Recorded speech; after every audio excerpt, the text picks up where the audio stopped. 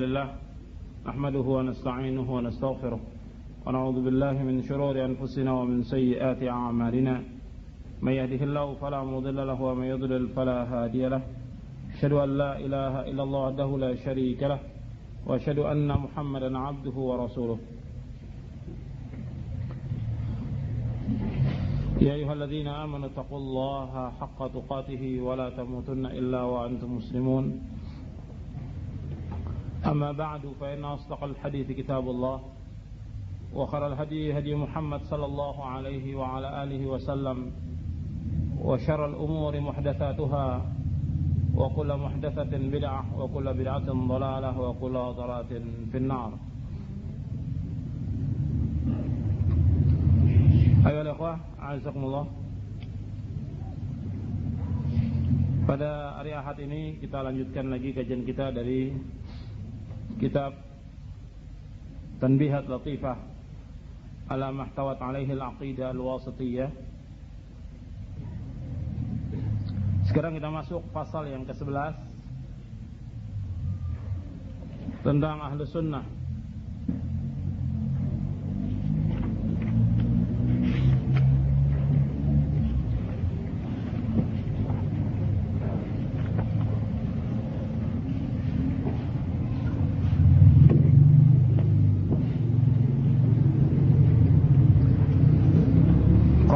المصنف رحمه الله ومن أصول ثم من طريقة أهل السنة والجماعة. Pasal yang ke-11 halaman 101.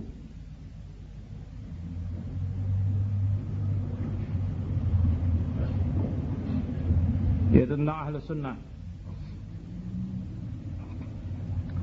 قال المصنف رحمه الله ثم من طريقة أهل السنة والجماعة اتباع آثار رسول الله صلى الله عليه وعلى وسلم ظاهرا وباطنا واتباع سبيل السابقين واتباع سبيل السابقين الأولين من المهاجرين والأنصار واتباع وصية رسول الله صلى الله عليه وسلم حيث قال عليكم بسنتي وسنة الخلفاء الراشدين المهديين من بعدي تمسكوا بها وعضوا عليها بالنواجذ وإياكم ومحدثات الأمور فإن كل محدثة بدعة وكل بدعة ضلالة.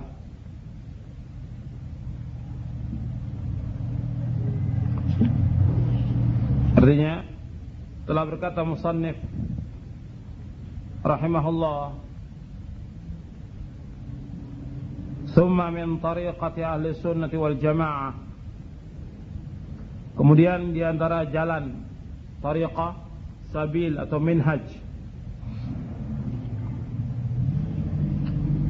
Jadi tariqah yaitu sabil atau minhaj. Itu di antara jalan atau manhaj ahli sunnah wal jamaah ittiba'u athari Rasulullah sallallahu alaihi wa ala wasallam zahiran wa batinan, mengikuti asar Rasulullah sallallahu alaihi wa ala wasallam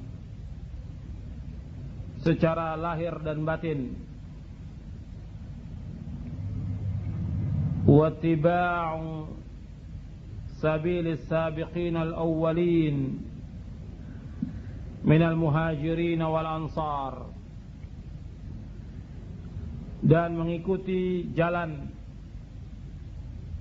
orang-orang yang terdahulu dari generasi yang pertama dari muhajirin dan ansar, واتباع وصية رسول الله صلى الله عليه وعلى آله وسلم, dan mengikuti wasiat Rasulullah sallallahu alaihi wasallam, haitsu qala, di mana Rasulullah bersabda, ini diambil dari hadis Irbad bin Sariyah yang sudah kita bahas dalam pembahasan Arba'in An-Nawawi, yang sebelumnya Nabi menjelaskan tentang akan terjadinya perselisihan di tengah-tengah kaum muslimin. May ya'ish minkum ba'di fa sayara ikhtilafan katsira. Barang siapa yang hidup sesudah wafatku akan melihat perselisihan yang banyak. Kemudian setelah menjelaskan akan terjadinya perselisihan dan perpecahan di tengah-tengah kaum muslimin, Rasulullah memberikan jalan keluar. Nah, jalan keluarnya ini sebagai wasiat yang Rasul wasiatkan kepada para sahabat tabi'in dan kepada kita semuanya, yaitu alaikum bisunnati wa sunnatil khulafa'ir rasyidin al-mahdiyyin min ba'di tamassaku biha wa 'addu 'alaiha bin nawajiz wa iyyakum wa muhdatsatil umur fa inna kulla muhdatsatin bid'ah wa kulla bid'atin dhalalah. Hendaklah kalian berpegang kepada sunnahku dan sunnah para khalifahku yang lurus dan terpimpin sesudah wafatku. Tamassaku biha, maka peganglah.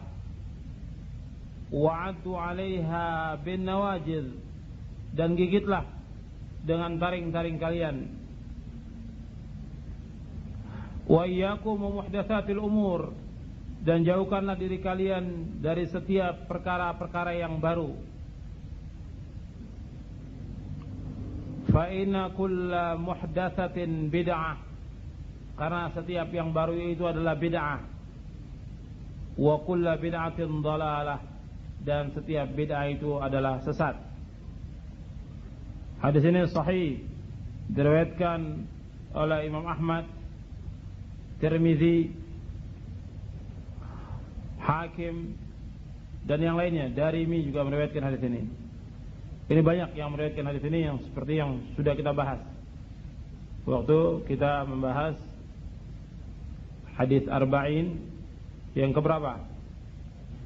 Yang ke-28 dalam Arba'in An-Nawawi, dari hadis Irbad bin Sariyah Abu Najih.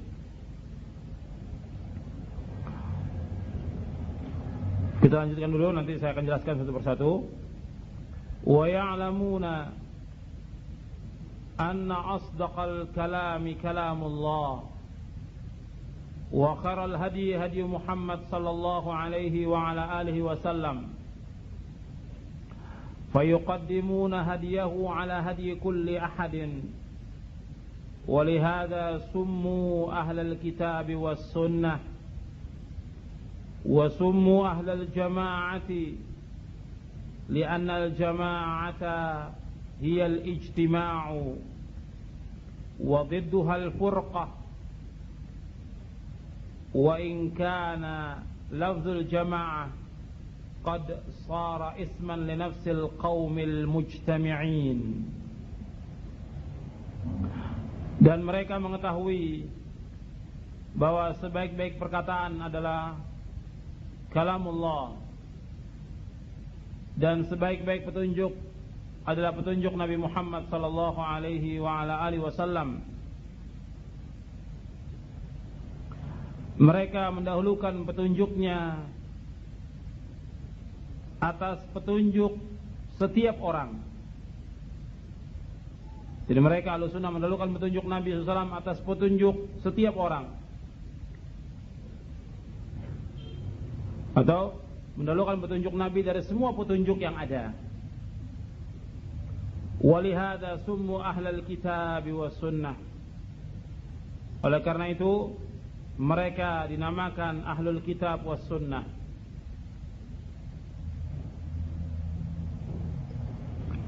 Wa summu ahlal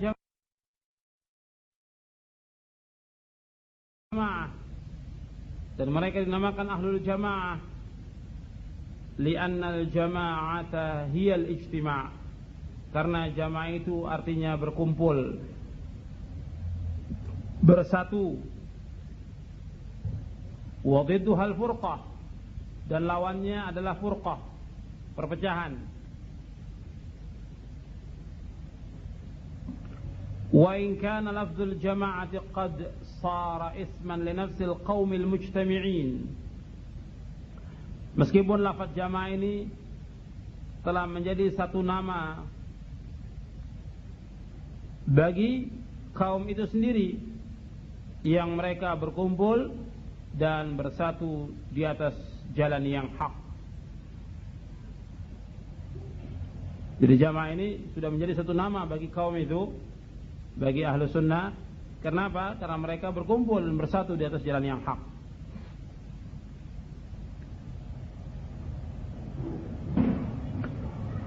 Kemudian wal ijma'u huwal aslu tsalitsu alladhi yu'tamadu alayhi fil ilmi wad din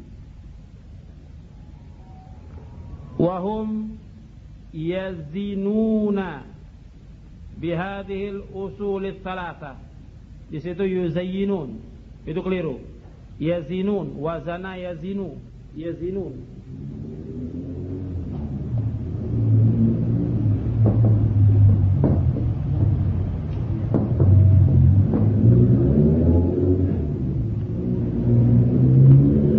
Wa hum yazinuna, wazana yazinu, menimbang.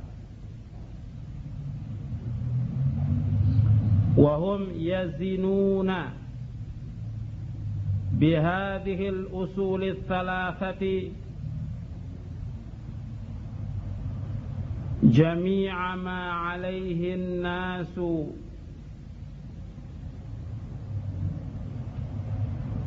من أقوال وأعمال باطنة أو ظاهرة مما له تعلق بالدين.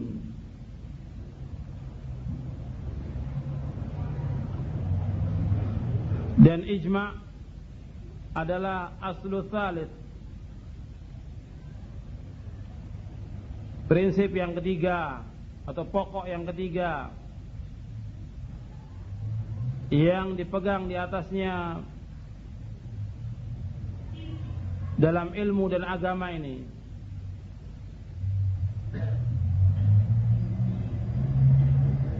Wa hum yazinuna bihadhihi al-usul ats-tsalatsati, dan mereka menimbang dengan tiga pokok ini. Yang dimaksud tiga pokok yaitu Al-Quran, sunnah dan ijma'.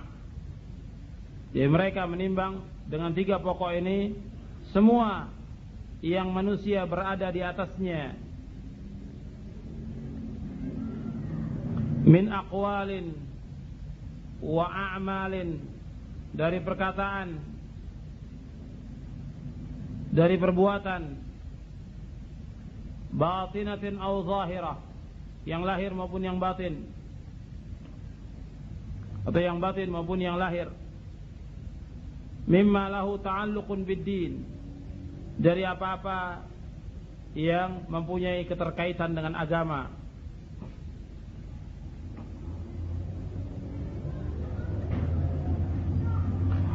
Wal ijma'u alladhi yandabitu huwa ma kana alayhi as-salafu as-salihu idh ba'dahum kathura al-ikhtilafu wa intasharat al-ummatu. Dan ijma' yang terjaga, ijma' yang dapat dipegang, huwa ma kana alaihi salafus salih, yaitu apa yang telah diijma'kan oleh salafus salih. Jadi ijma' yang berlaku dan terjaga dan terpelihara yaitu ijma' yang dilakukan oleh salafus saleh. Karena orang sesudah mereka kathural ikhtilaf, sudah banyak ikhtilaf, sudah banyak perselisihan, wantasyaratil ummah, dan umat ini sudah berpencar ke seluruh penjuru dunia.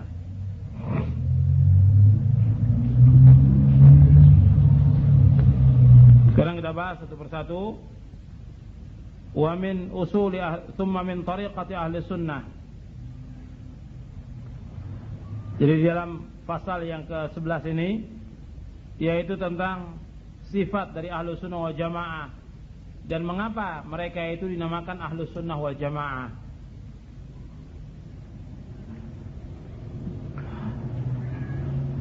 Dijelaskan oleh musannif di sini bahwa di antara manhaj ahlu sunnah wal jamaah yaitu ittiba'u athari Rasulullah sallallahu alaihi wasallam zahiran wa batinan, yaitu mengikuti asar Rasulullah sallallahu alaihi wasallam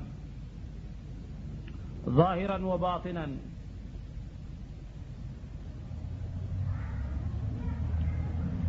Yang dimaksud dengan asar ini yaitu apa-apa yang datang dari Nabi. Antum lihat di footnote nomor 3, muradul musannif bidzalika ittiba'u ma uthira 'anil nabiy sallallahu alaihi wasallam min qaulin aw 'amalin aw taqririn, wa dzalika huwa ittiba'u sunnah wa tamassuk biha. Yang dimaksud oleh musannif dengan mengikuti asar Nabi Muhammad SAW, yaitu apa yang datang dari Nabi SAW, baik berupa perkataan atau perbuatan atau takrir. Yang demikian itu adalah mengikuti sunnah dan berpegang di atasnya atau berpegang dengannya.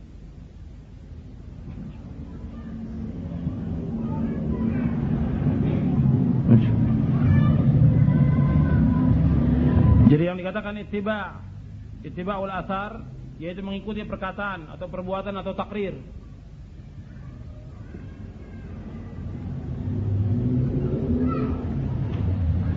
Yaitu mengikuti sunnah dan berpegang dengannya.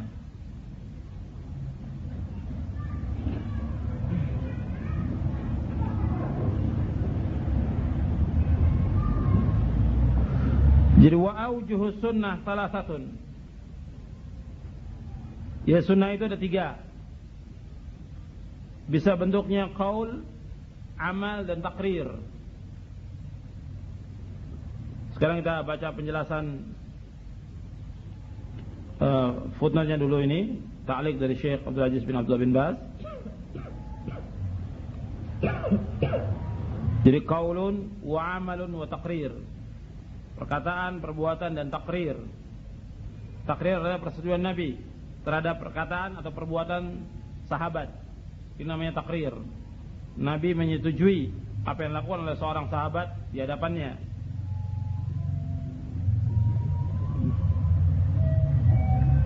Wa amma atharuhu al-istiyah ka mawdi'i julusihi wa ma huwa alayhi wa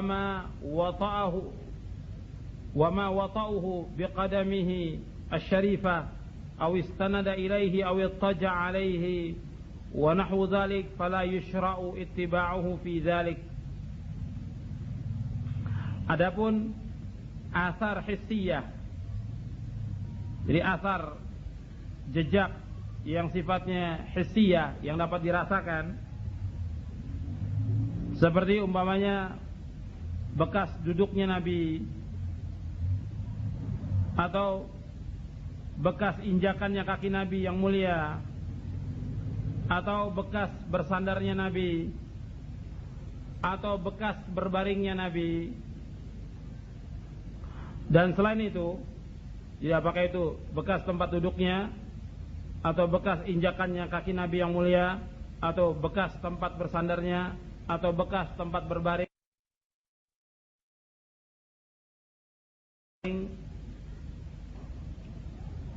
Dan yang lainnya, fala yushra'u ittiba'uhu fi dzalik, maka tidak disyariatkan untuk kita mengikutinya. Bal tatabbu hadhil athar min wasailil ghuluwi fi, bahkan mengikuti asar-asar ini termasuk jalan-jalan yang membawa kepada ghulu, berlebih-lebihan dan melewati batas. Wa qad ankara ba'du a'yan as-sahaba 'ala ibn Umar dhalik, wa qata'a Umar as-shajarata allati buyi'a an-nabiy sallallahu alaihi wasallam tahtaha lamma 'alima anna an-nasa yaqsidunaha khaufan min al-fitnah. Ini pembahasan ini berkaitan dengan masalah asar yang nanti kaitannya juga dengan tabarruk.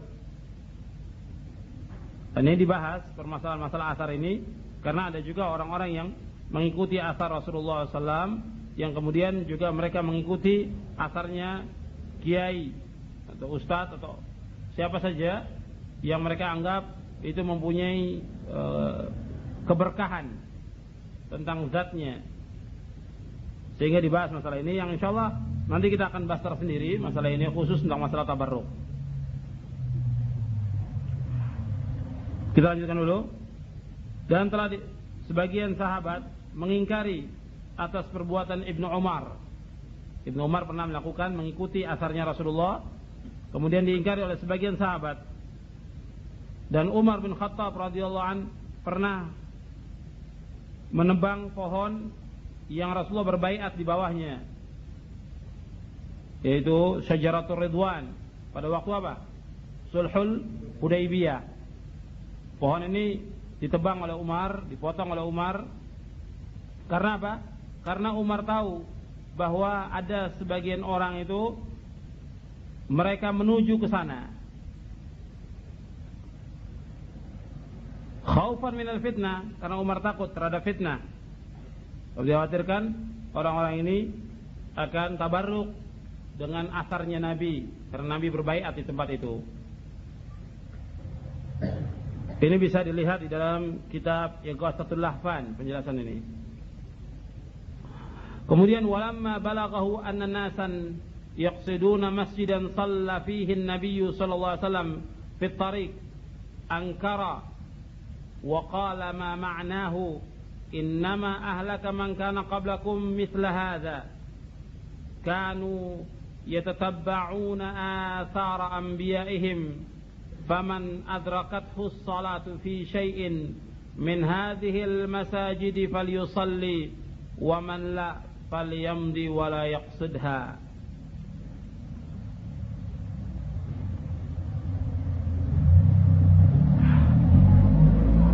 Dan tatkala sampai kepada Umar bin Khattab radhiyallahu an bahwa ada beberapa orang yang mereka menuju atau sengaja menuju ke masjid yang pernah Nabi melakukan salat padanya di dalam perjalanan. Jadi ada beberapa orang yang sengaja menuju masjid yang Nabi pernah salat padanya sewaktu Nabi dalam perjalanan, dalam safar. Jadi ada beberapa tempat yang Nabi pernah salat ketika Nabi dalam safar. Kemudian ada beberapa orang yang sengaja untuk sholat di tempat itu. Kemudian Umar mengingkari perbuatan itu. Dan Umar mengatakan yang maknanya sesungguhnya binasanya orang-orang sebelum kalian seperti ini. Mereka mengikuti asar atau jejak para nabi mereka. Jadi asar di sini yang dimaksud asar hissiyah. Jadi bekas duduknya yang tadi yang kita bicarakan, bekas sholatnya, atau bekas injakan kakinya, atau yang lainnya.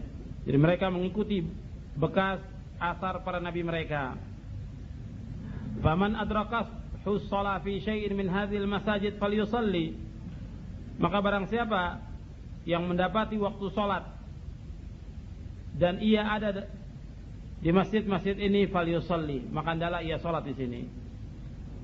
Wa man la dan barang siapa yang tidak mendapati sholat falyamdi, maka hendaklah ia jalan. Artinya tidak mendapati masjid ketika ada tiba waktu sholat atau sudah dikumandangkan azan, dia tidak berada di tempat itu, maka hendaklah jalan. Wala yaqsidha, jangan sengaja menuju ke tempat itu. Jadi ini pengingkaran Umar bin Khattab radhiyallahu an, karena dikhawatirkan akan terjadinya kesyirikan. Orang akan tabarruk kepada bekas-bekas itu yang akan berpengaruh buat umat yang selanjutnya. Bagaimana juga Umar bin Khattab radhiyallahu an pernah mengatakan juga kepada Hajar Aswad di depan para sahabat dan tabi'in pada waktu itu. Kata Umar kepada Hajar Aswad, wahai Hajar Aswad, engkau adalah batu, tidak dapat memberikan manfaat dan tidak dapat menolak bahaya.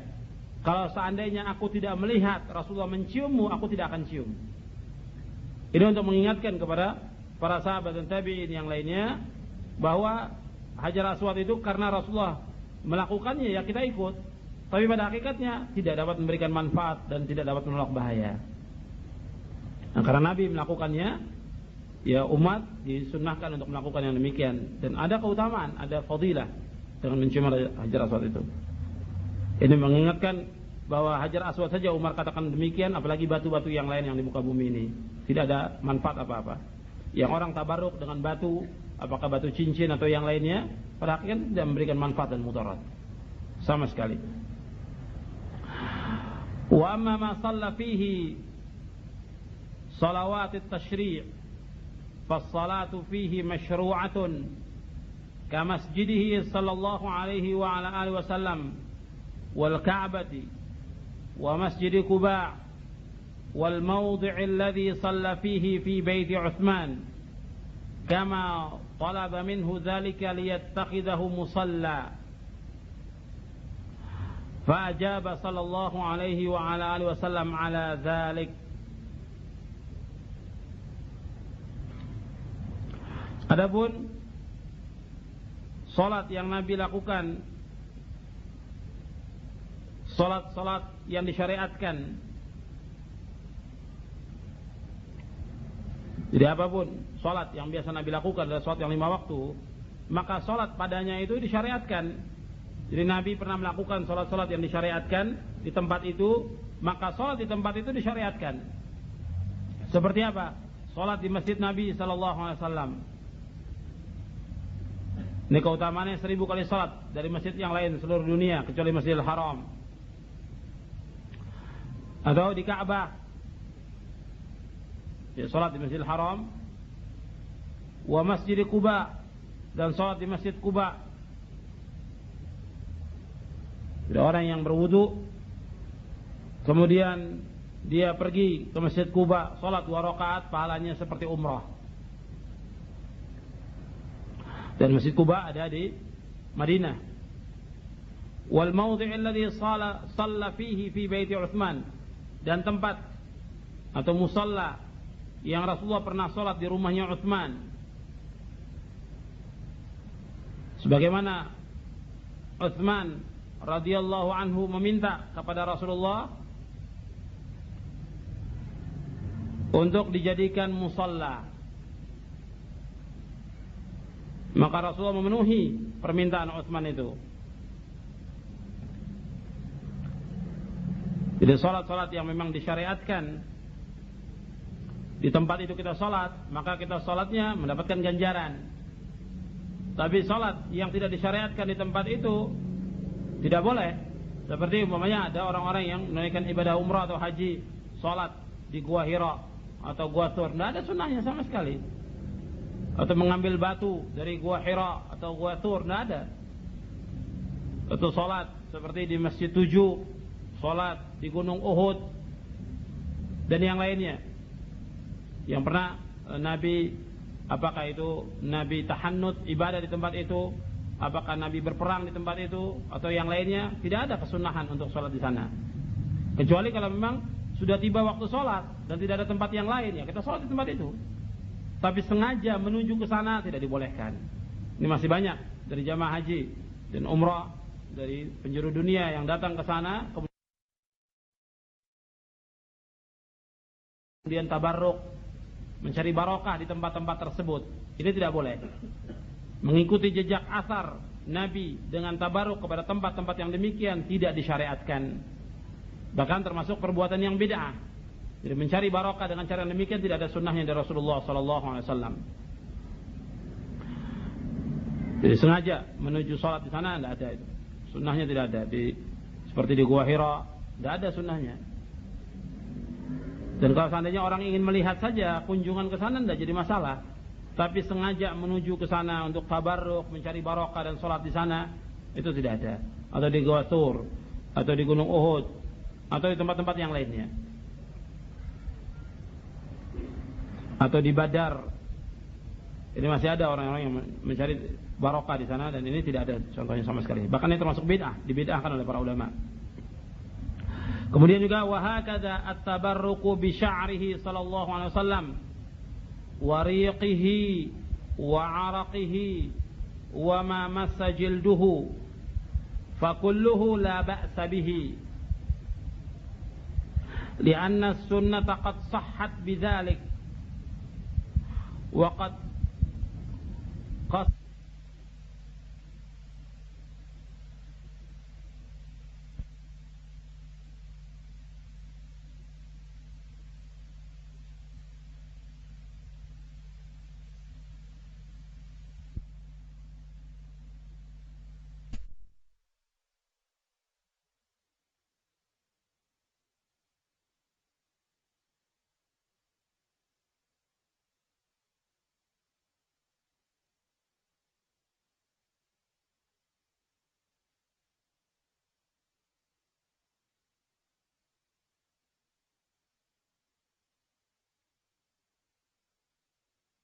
أن السنة قد صحت بذلك وقد قسم صلى الله عليه وسلم في حجة الوداع بين الناس شعر رأسه لما قد جعل الله فيه من البركة. Demikian juga tabarruk dengan rambutnya sallallahu alaihi wasallam. Tabarruk dengan rambutnya Nabi SAW. Wariqihi dengan ludahnya atau riaknya.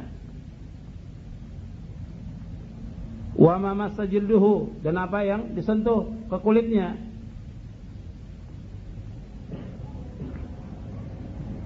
Fa kulluhu la ba'sa bihi dan semuanya tidak apa-apa. Wa araqihi, wa araqi keringatnya. Lianna sunnah qad sahhat bidzalik karena sunnah itu sudah sahih tentang yang demikian. Wa qad qassama sallallahu alaihi wasallam fi hajjatil wada' bainan nasi sya'ra ra'sihi. Dan Rasulullah sallallahu alaihi wasallam ketika hajjatul wada' membagi di antara manusia rambutnya. Jadi bekas cukuran dari rambut kepalanya itu dibagikan kepada para sahabat. Bagaimana diriwayatkan oleh Imam Muslim.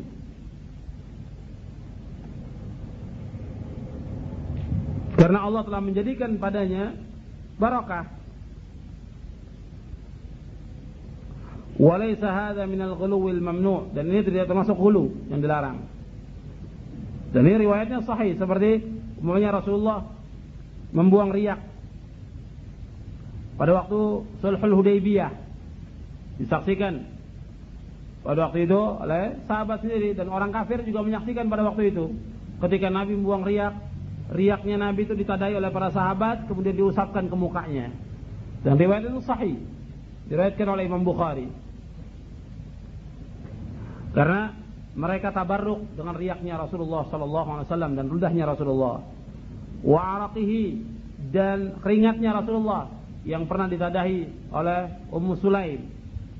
Ditadahi keringatnya Rasulullah karena keringatnya Rasulullah adalah wangi yang juga dipakai untuk mengobati orang yang sakit.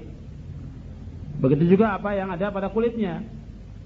Kulitnya Rasulullah sallallahu alaihi wasallam dan juga rambutnya Rasulullah sallallahu alaihi wasallam pada waktu haji wada, setiap ketika Nabi menggunting rambut yang jatuh itu diambil oleh para sahabat untuk tabarruk mencari barokah dengan rambut itu yang digunakan untuk mengobati orang sakit. Dan ini hanya ada pada zat Rasulullah SAW. Jadi zawatul anbiya, zatnya para nabi mengandung barokah, khusus untuk para nabi saja. Selain nabi tidak. Dan sejak wafatnya Rasulullah tidak ada lagi. Asar ini tidak ada lagi. Jadi tidak ada jejaknya Rasulullah, umpamanya masih ada sisa dari rambutnya atau keringatnya atau yang lain yang kemudian disimpan oleh sahabat, tidak ada sama sekali. Atau pedangnya atau bajunya atau sorbannya atau yang lain, tidak ada sama sekali. Sudah hilang. Dan tidak digunakan lagi oleh para sahabat. Dan tidak ada satupun riwayat bahwa sahabat menggunakan lagi semua itu ketika atau sesudah wafatnya Nabi sallallahu alaihi wasallam, tidak ada lagi. Dan ini menunjukkan hanya Rasulullah saja yang demikian. Sebab Abu Bakar radhiyallahu an, tidak ada sahabat yang datang kepada Abu Bakar. Yang jelas Abu Bakar mendapatkan pujian dari Allah dan pujian dari Rasulullah serta dijamin masuk surga. Tidak ada seorang sahabat pun yang tabarruk dengan Abu Bakar As-Siddiq ahlul jannah. Tidak ada. Atau sudah wafatnya Abu Bakar dengan Umar bin Khattab atau dengan Utsman atau dengan Ali, tidak ada satupun yang tabarruk mencari barokah dengan zawat dari khulafa'ir rasyidin. Tidak ada. Kalau khulafa'ur rasyidin yang mereka adalah ahlul jannah, tidak ada seorang pun dari sahabat atau tabi'in yang tabarruk dengan beliau, apalagi orang yang derajatnya di bawah beliau. Di bawah mereka tidak ada. Dan tidak boleh. Apakah dia sebagai ustaz, atau kiai, atau habib, atau alim, ulama, atau wali, tidak ada. Tidak boleh. Ya, mencari barokah. Apakah dengan mencium tangannya supaya dapat barokah dengan cium tangannya itu, atau bekas minumannya, atau bekas kobokannya, atau yang lain yang masih ada di masyarakat. Ini tidak ada sama sekali dan tidak boleh. Karena masalah barokah ini adalah masalah yang gaib. Yang seorang tidak boleh menentukan suatu itu barokah kecuali dengan dalil. Jadi barokah ini masalah yang gaib dan orang tidak boleh menentukan suatu itu mengandung barokah kecuali dengan dalil. Yang ada dalilnya dari hadis Nabi sallallahu alaihi wasallam ya tentang zat Nabi. Adapun selainnya tidak ada.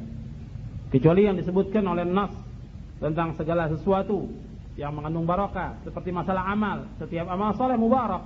Amal saleh itu mengandung barokah yang sesuai dengan contoh Nabi dan ikhlas karena Allah. Atau ada segala sesuatu seperti tempat, ada tempat yang mengandung barokah seperti masjid, Masjidil Haram, Masjid Nabawi, tapi bukan untuk diusap, tapi dengan melakukan ibadah di tempat itu. Atau seperti waktu yang mengandung barokah seperti malam Lailatul Qadar, seperti bulan Ramadan, atau pada hari Jumat, badal asr ila ghurubi syams, atau yang lainnya yang mengandung barokah yang kalau kita berdoa pada waktu itu dikabulkan oleh Allah Subhanahu wa taala. Ada juga makanan atau minuman yang mengandung barokah seperti air Zam-Zam yang kalau kita minum akan menyembuhkan penyakit. Dan yang lainnya yang disebutkan di dalam hadis seperti buah zaitun mengandung barokah yang disebutkan oleh Allah dalam surah An-Nur dan yang lainnya. Jadi ini harus diperhatikan bahwa tentang masalah tabaruk ini khusus untuk zatnya Nabi dan kita tidak boleh mencari asar yang lain, apalagi orang-orang yang sudah wafatnya Rasulullah. Untuk Rasulullah sudah tidak boleh lagi kita mencari asarnya, apalagi orang yang sudah Rasulullah, apalagi sekarang ya mengikuti jejak orang yang lainnya yang derajatnya jauh di bawah para sahabat ridwanullah majma'in. Ya tidak ada itu. Adapun untuk Rasulullah ini walaysa hadza minal ghuluwil mamnu'. Terhadap Rasulullah ini tidak termasuk ghuluw yang dilarang. Wa innamal ghuluwul mamnu'u huwa ay ya'taqida fihi sallallahu alaihi wasallam ma la yajuzu ay yasrifa lahu syai'an minal ibadah.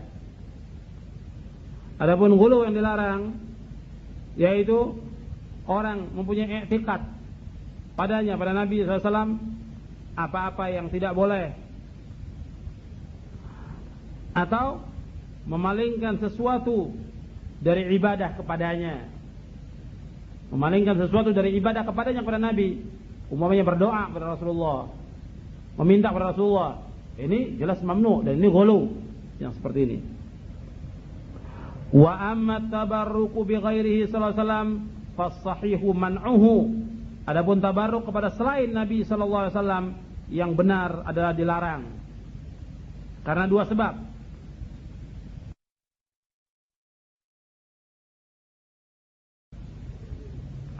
Dilarangnya tabarruk dengan selain Rasulullah ada dua sebab, dan mungkin bisa tiga.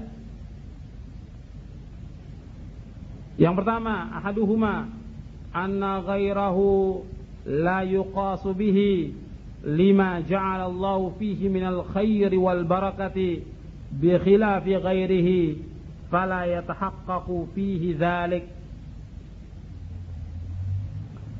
Yang pertama, bahwa selain Rasulullah tidak bisa dikiaskan dengannya, karena Allah telah menjadikan pada diri Rasulullah kebaikan dan barakah. Karena Allah telah menjadikan pada diri Rasulullah kebaikan dan barakah.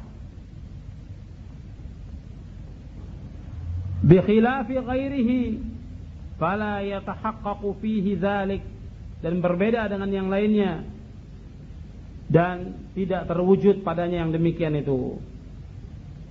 Ya, berbeda dengan yang lainnya dan tidak terwujud pada yang lainnya demikian itu. Ini yang pertama. Jika Rasulullah memang Allah telah menjadikan padanya ada kebaikan dan barakah pada dirinya. Al-amru tsani, sebab yang kedua yang dilarang, anna dzalika rubbama yuqi'u fil ghuluwi wa anwa'i syirik. Yang kedua, yaitu yang demikian itu akan menjatuhkan orang ke dalam ghulu, kepada berlebih-lebihan,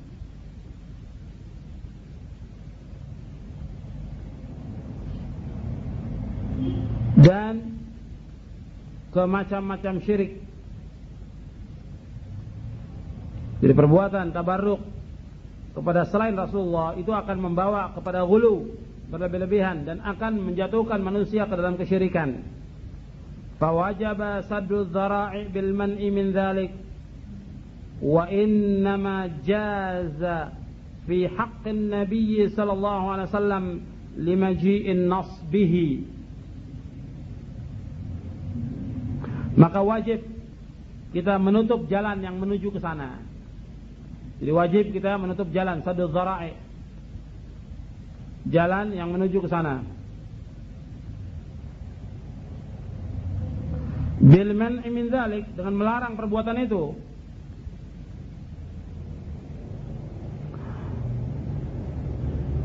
Karena sesungguhnya dibolehkan pada diri Nabi karena ada nas yang menjelaskannya. Sesungguhnya dibolehkan pada diri Nabi, artinya dibolehkan tabarruk dengan diri Nabi karena adanya nas yang demikian itu. Wa hunaka amrun tsalits aidan, dan ada sebab yang ketiga yang tidak boleh kita melakukan tabarruk dengan orang selain Nabi itu. Tidak boleh, wa huwa anna sahabata lam yaf'alu mithla dzalik ma'a ghairi Nabi sallallahu alaihi wasallam, la ma'a Siddiq wala ma'a Umar wala ma'a ghairihima radhiyallahu anhum ajma'in.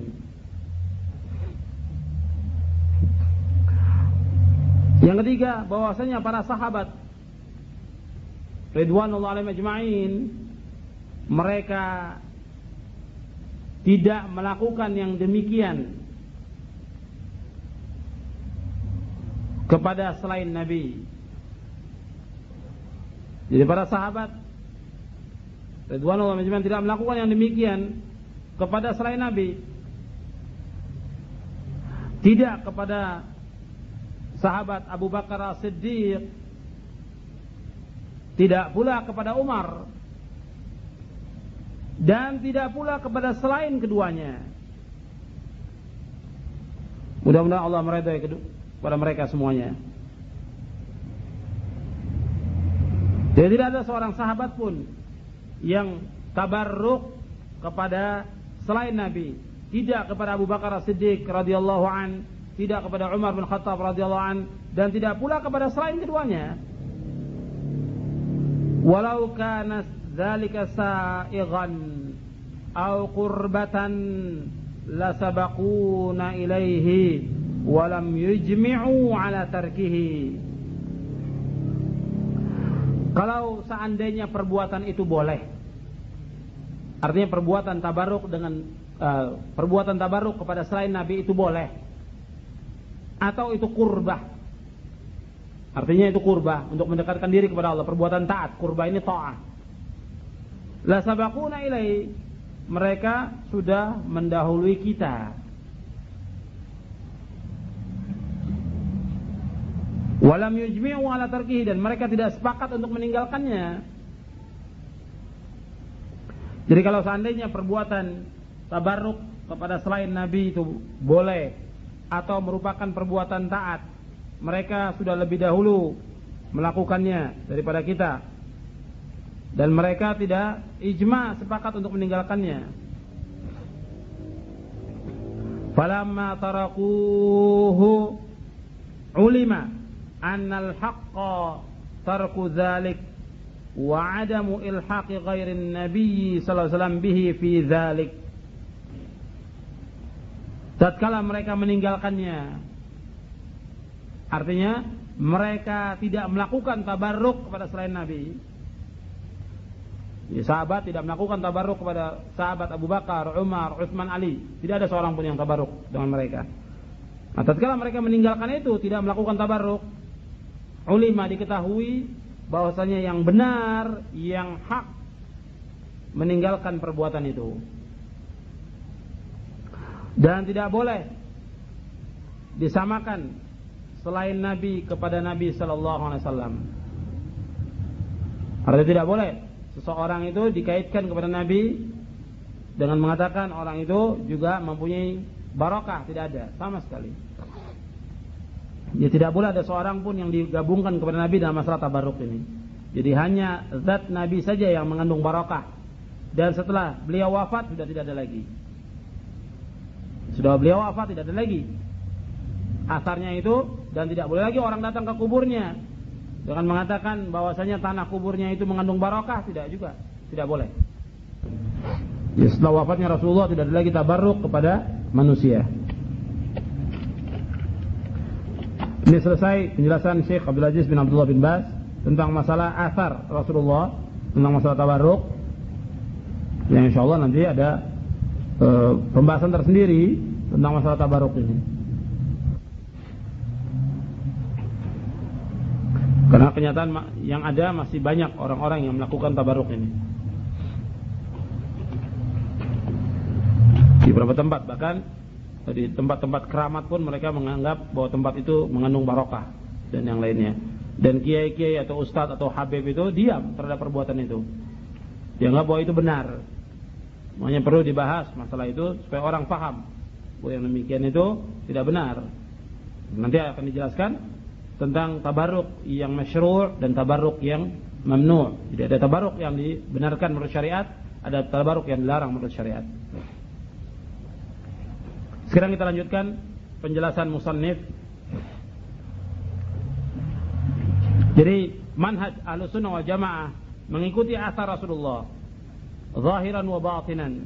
Asar di sini yang dimaksud adalah perkataan, perbuatan dan takrir. Artinya kita wajib mengikuti sunnah Rasulullah SAW zahiran wa batinan. Tentang dalilnya wajibnya mengikuti asar Rasulullah SAW atau sunnah Nabi SAW zahiran wa batinan. Di antaranya Allah berfirman di dalam surah Al-Hasyr ayat 7, "Wa ma atakumur rasulu fakhudhu wa ma nahakum anhu fantahu." Dan apa saja yang datang kepadamu dari Rasulullah maka hendaklah kamu ambil, dan apa yang dilarang hendaklah kamu cegah. Kemudian yang kedua di dalam surah Al-Ahzab surah 33 ayat 35. Dalam surah Al-Ahzab surah 33 ayat 35, "Wa ma kana lil mu'minin wa la mu'minatin idza qada Allahu wa rasuluhu amran ay yakuna lahumul khiyaratu min amrihim wa may ya'sillaha wa rasulahu faqad dhalla dhalalan mubina. Ayat 36 surah Al-Ahzab ayat 36. Wa ma kana lil mu'minin wala mu'minatin idza qadallahu wa rasuluhu amran ay yakuna lahumul khiyaratu min amrihim wa may ya'sillaha wa rasulahu faqad dhalla dhalalan mubina. Dan tidaklah patut bagi laki-laki yang mukmin dan tidak pula bagi perempuan yang mukmin apabila Allah dan Rasulnya sudah menetapkan suatu ketetapan, tidak ada lagi bagi mereka pilihan yang lain tentang urusan mereka. Dan barang siapa mendurhakai Allah dan Rasulnya, maka sungguh dia telah sesat dengan kesesatan yang nyata. Jadi kalau sudah datang perintah dari Allah dan Rasulnya, maka tidak boleh bagi seorang mukmin dan mukminah untuk memilih-milih urusan mereka. Kemudian dalam surah An-Nisa ayat 65, Allah berfirman, "Fala wa rabbika la yu'minuna hatta yuhakkimuka fima shajara bainahum, thumma la yajidu fi anfusihim harajan mimma qadaita wa yusallimu taslima." Maka demi Rabbmu, mereka pada hakikatnya tidak beriman hingga mereka menjadikan kamu hakim dalam perkara yang mereka perselisihkan. Kemudian mereka tidak merasa keberatan dalam hati mereka terhadap putusan yang kamu berikan, dan mereka menerima dengan sepenuh hatinya. Taslim. Jadi zahiran wa batinan, ini yang dijadikan dalil dari ayat ini. Jadi menerima putusan Rasulullah SAW, mengikuti asar Rasulullah, mengikuti sunnah Rasulullah zahiran wa batinan. Dalam surah An-Nisa ayat 65. Jadi kalau ahlu sunnah, mau dikatakan seorang itu ahlu sunnah atau umat ini adalah pemahamannya pemahaman ahlu sunnah wal jamaah, maka harus ikut sunnah Nabi SAW. Itu yang harus diingat. Kalau satu kaum mengatakan dirinya ahlu sunnah wal jamaah, seperti di Indonesia ini orang banyak mengaku ahlu sunnah wal jamaah, maka dia wajib mengikuti sunnah Rasulullah SAW. Jadi ahlu sunnah yang sebenarnya itu yang pertama, wajib mengikuti sunnah Nabi SAW secara zahir dan batin. Kemudian yang termasuk manhaj ahlu sunnah wal jamaah yang kedua, ittiba'u sabilis sabiqin al-awwalin minal muhajirin wal ansar, yaitu mengikuti jalannya orang-orang yang terdahulu dari generasi pertama dari kalangan muhajirin dan ansar. Jadi kalau mau dikatakan dia sebagai ahlu sunnah wal jamaah, maka wajib mengikuti jalannya generasi yang pertama dari muhajirin dan ansar. Atau dengan kata lain, wajib mengikuti salaf. Wujubu ittiba'is salaf. Jadi wujubu ittiba'is salaf, wajib mengikuti salafus salih ridwanullah alaihim ajma'in.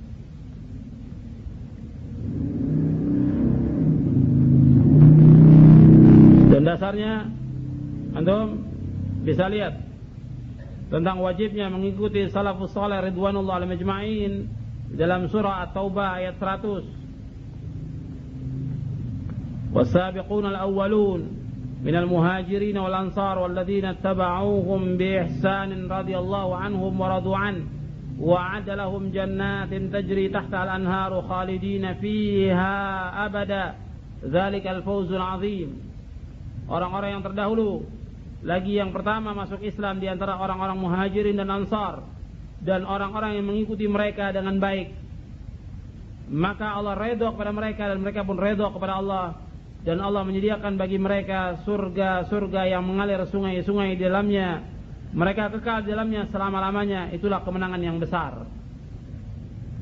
Jadi kalau umat yang belakangan mau mendapatkan redha dari Allah dan masuk surga, itu harus mengikuti jejak mereka, muhajirin dan ansar.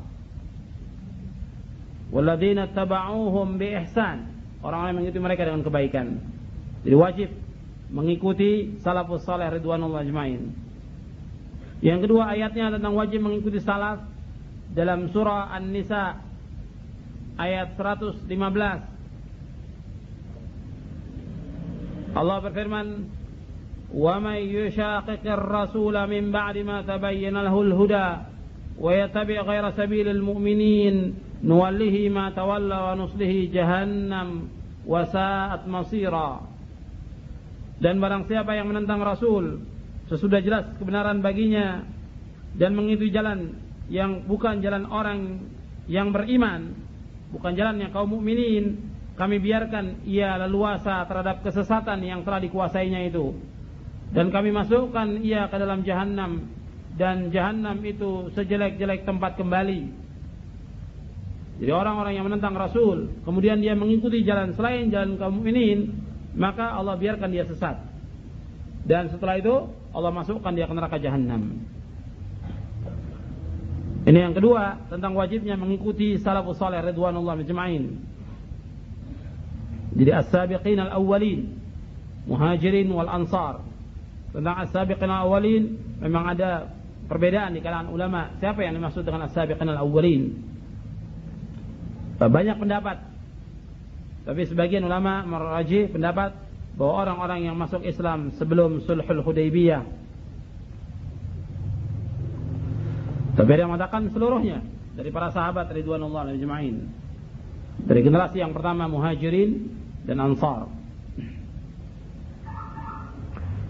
Sebab dalam hadis disebutkan ma'ana 'alal yaum wa ashabi, yaitu wajibnya mengikuti apa yang aku ada padanya dan para sahabatku, berarti menunjukkan kepada keseluruhan. Kemudian wajibnya mengikuti sunnah Nabi, bahwa ciri ahlus sunnah, manhaj ahlus sunnah mengikuti sunnah Nabi SAW secara zahir dan batin, dan mengikuti jalannya generasi yang pertama dari muhajirin dan ansar. Tidak mungkin bisa seseorang atau satu kaum atau satu kelompok mengikuti sunnah Nabi atau asar dari salafus saleh kecuali dengan ilmu. Tidak akan mungkin dia bisa mengikuti tanpa ilmu.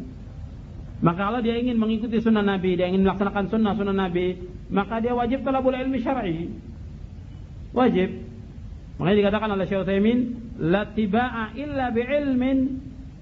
Tidak ada ittiba' kepada Nabi itu melainkan dengan ilmu. Bukan ikut-ikutan, bukan taklid. Jadi harus dia mengaji, harus dia talabul ilmi syar'i, dia harus belajar sehingga tahu yang mana yang dikatakan sunnah-sunnah Nabi SAW. Jadi harus dia ikuti, baik tentang masalah akidahnya, ibadahnya atau yang lainnya. Kalau cuma pengakuan saja, ya tidak bisa. Mengaku ahlus sunnah wal jamaah tapi tidak berusaha mempelajari atau mengkaji sunnah-sunnah Nabi, bagaimana dia akan tahu sunnah Nabi? Bagaimana bisa dikatakan dia ahlus sunnah? Kemudian tidak mengkaji jejak salafus saleh, jejaknya mereka, perkataan mereka, amaliyah mereka, atau pemahaman mereka, ya bagaimana dia akan bisa dikatakan al-jamaah kalau dia tidak belajar? Jadi mereka ini seperti dikatakan oleh Syekh Utsaimin dalam Syarah Aqidah Wasithiyah, fahum yattabi'una athar ar-rasul sallallahu alaihi wasallam fil aqidati wal ibadati wal akhlaq wad da'wah ila Allah. Jadi mereka Ahlussunnah wal Jamaah mengikuti athar atau sunnah Rasulullah baik dalam masalah akidah, ibadah, akhlak dan dakwah ke jalan Allah Subhanahu wa taala. Dan ilmunya salaf itu ilmu yang aslam, a'lam wa ahkam. Mereka yang lebih tahu, mereka yang lebih selamat, dan mereka yang lebih bijaksana. Maka kita ikuti mereka ridwanullah ajma'in. Kemudian yang ketiga, wattiba'u wasiyyati Rasulillah sallallahu alaihi wasallam, dan mengikuti wasiat Rasulullah sallallahu alaihi wasallam, di mana Rasulullah bersabda, "May ya'ish minkum ba'di fa sayara ikhtilafan katsira." Barang siapa yang hidup sesudah wafatku, maka dia akan melihat perselisihan yang banyak. Fa'alaikum bisunnati, maka hendaklah kalian berpegang kepada sunnahku, wa sunnatil khulafa'ir rasyidin al-mahdiyyin, dan berpeganglah kalian kepada sunnah para khalifah yang lurus dan terpimpin, yang Allah memimpin mereka ke jalan yang hak, min ba'di, sesudah wafatku. Tamassaku biha, maka berpeganglah dengannya, wa'addu 'alaiha bin nawajiz, dan gigitlah dengan taring-taring kalian. Wa iyyakum wa muhdatsatil umur, dan jauhkan dari kalian dari setiap perkara-perkara yang baru. Fa inna kulla muhdatsatin bid'ah wa kulla bid'atin dhalalah. Karena setiap yang baru itu adalah bid'ah dan setiap bid'ah itu adalah sesat. Di sini diperintahkan untuk berpegang pada sunnah Nabi SAW. Jadi Ahlussunnah wal Jamaah ini mereka mengikuti wasiat Nabi SAW, yaitu berpegang pada sunnah Nabi SAW dan berpegang kepada sunnahnya para khalifah yang terpimpin dan lurus. Dan para khalifah yang terpimpin dan lurus tidak mesti harus ijma'nya mereka. Artinya dari 4 sahabat ini tidak mesti semuanya harus ijma' kemudian baru diikut. Hatta satu dari mereka kalau dia menentukan, jadi penjelasan para ulama itu tetap diikut sunnahnya dia.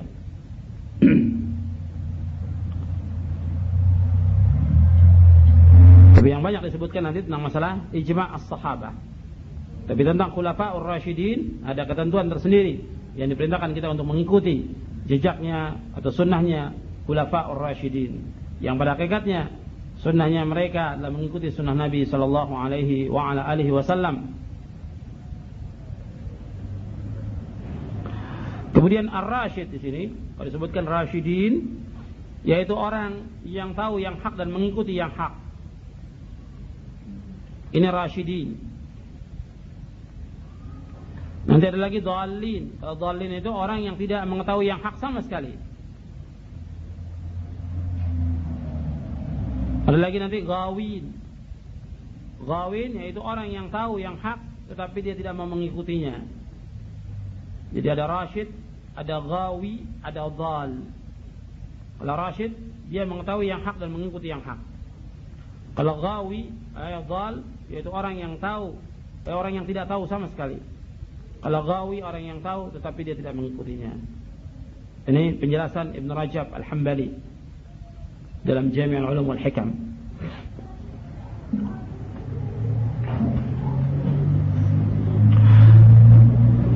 Kemudian Nabi berwasiat tamassaku biha, dan akan berpegang dengannya. Arti berpegang dengan sunnah Nabi dan berpegang dengan sunnah para khalifah yang terpimpin dan lurus. Jadi kalau umat ini mau selamat, satu kaum ini ingin selamat, kalau mereka mengatakan Ahlussunnah wal Jamaah, betul-betul mereka mengatakan demikian, maka mereka wajib berpegang pada sunnah Nabi dan sunnah para khalifah yang terpimpin dan lurus. Kemudian hendaklah mereka gigit dengan taring-taring mereka, artinya pegang erat-erat, dan jauhkan dari setiap perkara yang baru. Di sini al-umur, umur di sini bukan umur dunia, tapi umur din yang dimaksud di sini. Ya masalah-masalah agama. Sebab masalah keduniaan, antum a'lamu bi umuri dunyakum, kalian lebih tahu tentang urusan dunia kalian. Fa inna kulla muhdatsatin bid'ah, karena setiap yang baru itu adalah bid'ah. Setiap yang baru adalah bid'ah.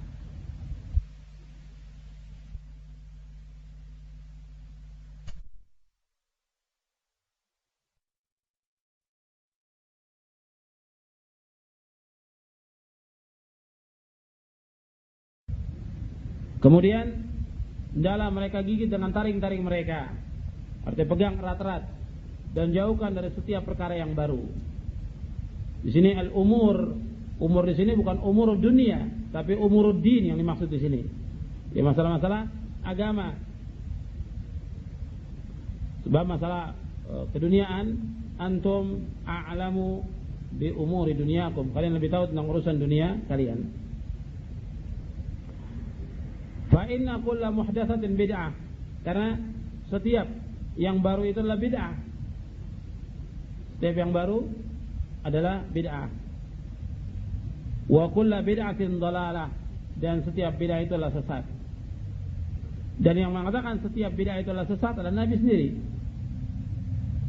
Dan para sahabat memahami bahasa yang dibawakan oleh Nabi dengan bahasa yang fasih, dan para sahabat memahami demikian, bahwa setiap bid'ah itu sesat, seperti yang dijelaskan oleh sahabat Abdullah bin Mas'ud, ittabi'u wa la tabtadi'u faqad kufitum wa kullu bid'atin dhalalah. Kata Abdullah bin Mas'ud, ikutilah dan janganlah kamu mengadakan bid'ah. Kalian sudah dicukupi dengan Islam ini dan setiap bid'ah itu sesat. Jadi sahabat Abdullah bin Mas'ud sudah memahami bahwa setiap bid'ah itulah sesat. Kemudian Abdullah bin Umar juga demikian. Abdullah bin Umar mengatakan, kullu bid'atin dhalalah wa in ra'ahan nasu hasanatan.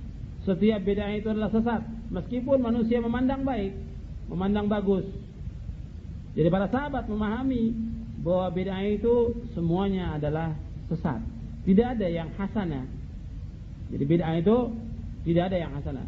Ada orang-orang kesalahpahaman, ya. Ada masalah seperti maslahat mursalah dianggap itu adalah bid'ah hasanah, atau menurut mereka itu bid'ah. Atau masalah keduniaan dianggap bid'ah. Seperti adanya kendaraan, adanya lampu, adanya yang lain, dianggap oleh mereka itu bid'ah, padahal itu bukan. Karena masalah keduniaan tidak berkaitan dengan masalah bid'ah. Atau alasan-alasan yang lain yang dibawakan untuk menolak tentang bid'ah itu semuanya tidak sesat. Ada sebagian yang sesat, ada sebagian yang hasanah. Ini bisa dijawab dengan beberapa keterangan yang telah dibawakan oleh para ulama. Itu bisa dilihat dalam kitab Al-I'tisam oleh Imam Asy-Syatibi. Di antaranya mereka berdalil tentang perkataan Umar bin Khattab. Umar bin Khattab mengatakan ni'mal bid'ah hadhihi, ketika Umar mengumpulkan orang dengan satu imam pada salat tarawih. Tapi penjelasan Umar bin Khattab radhiyallahu anhu ini berkaitan bukan dengan bid'ah dalam artian secara istilahan atau syar'an, tidak, tapi lughawi, secara lughatan. Karena apa? Karena salat tarawih pada zaman Nabi sudah ada. Yang kedua, dengan berjamaah dengan imam sudah pernah ada Nabi melakukannya. Kemudian dengan 11 rakaat juga dilakukan oleh Rasulullah SAW. Jadi tidak ada sesuatu yang bid'ah. Cuma karena pada awal-awal Khalifah Umar itu tidak terlaksana demikian, pada akhir khilafahnya baru terlaksana, maka Umar mengatakan sebaik-baik bid'ah ini. Tapi bukan yang dimaksud secara istilahan atau syar'i. Karena semuanya ada. Soal tarawihnya Nabi sudah contohkan. Soal berjamaahnya Nabi sudah contohkan. Soal ada satu imamnya Nabi sudah contohkan. Jadi tidak ada sesuatu yang lain. Kemudian juga tentang mengumpulkan Quran. Mereka juga mengatakan bagaimana tentang mengumpulkan Al-Quran. Ini mengumpulkan Al-Quran, sebenarnya sudah ada isyarat dari Al-Quran bahwa Al-Quran itu bakal dikumpulkan. Seperti Allah berfirman dalam Al-Quran, Alif Lam Mim Zalikal Kitab La Raiba Fi. Sudah ada isyarat dari Al-Quran itu. Alif Lam Mim Zalikal Kitab, itu Al-Kitab, tidak ada keraguan padanya. Kemudian yang kedua, bahwa itu sudah ada, ya, artinya lembaran-lembaran itu sudah ada, tinggal dikumpulkan, bukan sesuatu yang baru. Dan ini yang kedua juga, yang ketiga yaitu ijma' sahabat ridwanullah alaihim ijma'in. Sedang ijma'nya mereka wajib kita ikuti. Dan mereka tidak akan berkumpul di atas kesesatan, sebagaimana sabda Nabi, la tajtami'u ummati ala dhalalah. Sungguhnya umatku tidak akan berkumpul di atas kesesatan. Hadis ini derajatnya hasan, diriwayatkan oleh Tirmidzi, Ibnu Majah, Hakim dan yang lainnya. Jadi masalah bid'ah ini masalah yang panjang dibahas oleh para ulama. Dan ini masalah bid'ah, ada yang jelas itu bid'ah, ada yang memang itu masalah khilafiyah, ada juga yang tidak bid'ah. Tapi kita harus lihat penjelasan para ulama tentang masalah ini. Tapi kalau yang tidak ada dari Nabi SAW, ya kita katakan tidak ada, tidak boleh kita ada-adakan. Dan nanti dijelaskan oleh Syekh Abdurrahman bin Nasir As-Sa'di bahwa bid'ah itu ada bid'ah dalam masalah i'tiqad, ada bid'ah dalam masalah amaliyah. Kemudian juga sebelumnya Imam Syatibi membagi lagi bahwa bid'ah itu dibagi dua. Ada bid'ah hakikiyah, ada bid'ah idhafiyah. Kalau bid'ah hakiki, yaitu bid'ah yang tidak pernah ada sama sekali, baik tentang contoh maupun sifat, sama sekali tidak ada. Tapi kalau idhafiyah ada, tetapi tidak ada tentang sifatnya itu. Seperti zikir ba'da shalah ada, tetapi tentang sifatnya berkumpul dengan suara yang keras tidak ada. Nah, bid'ah yang seperti ini namanya idhafiyah. Kalau hakikiyah itu yang tidak ada sama sekali contoh Nabi dilakukan, tidak itu. Namanya hakikiyah. Kalau idhafiyah sudah ada, cuma caranya tidak dijelaskan, orang mengadakan cara tersendiri. Ini yang dikatakan idhafiyah. Sekarang kita lanjutkan. Wa ya'lamuna anna asdaqal kalami kalamullah wa khairal hadi hadi Muhammad sallallahu alaihi wa ala alihi wasallam fayuqaddimuna hadiyahu ala hadi kulli ahad. Dan mereka mengetahui, artinya wa ya'lamuna, siapa ya'lamun di sini? Ahlu sunnah.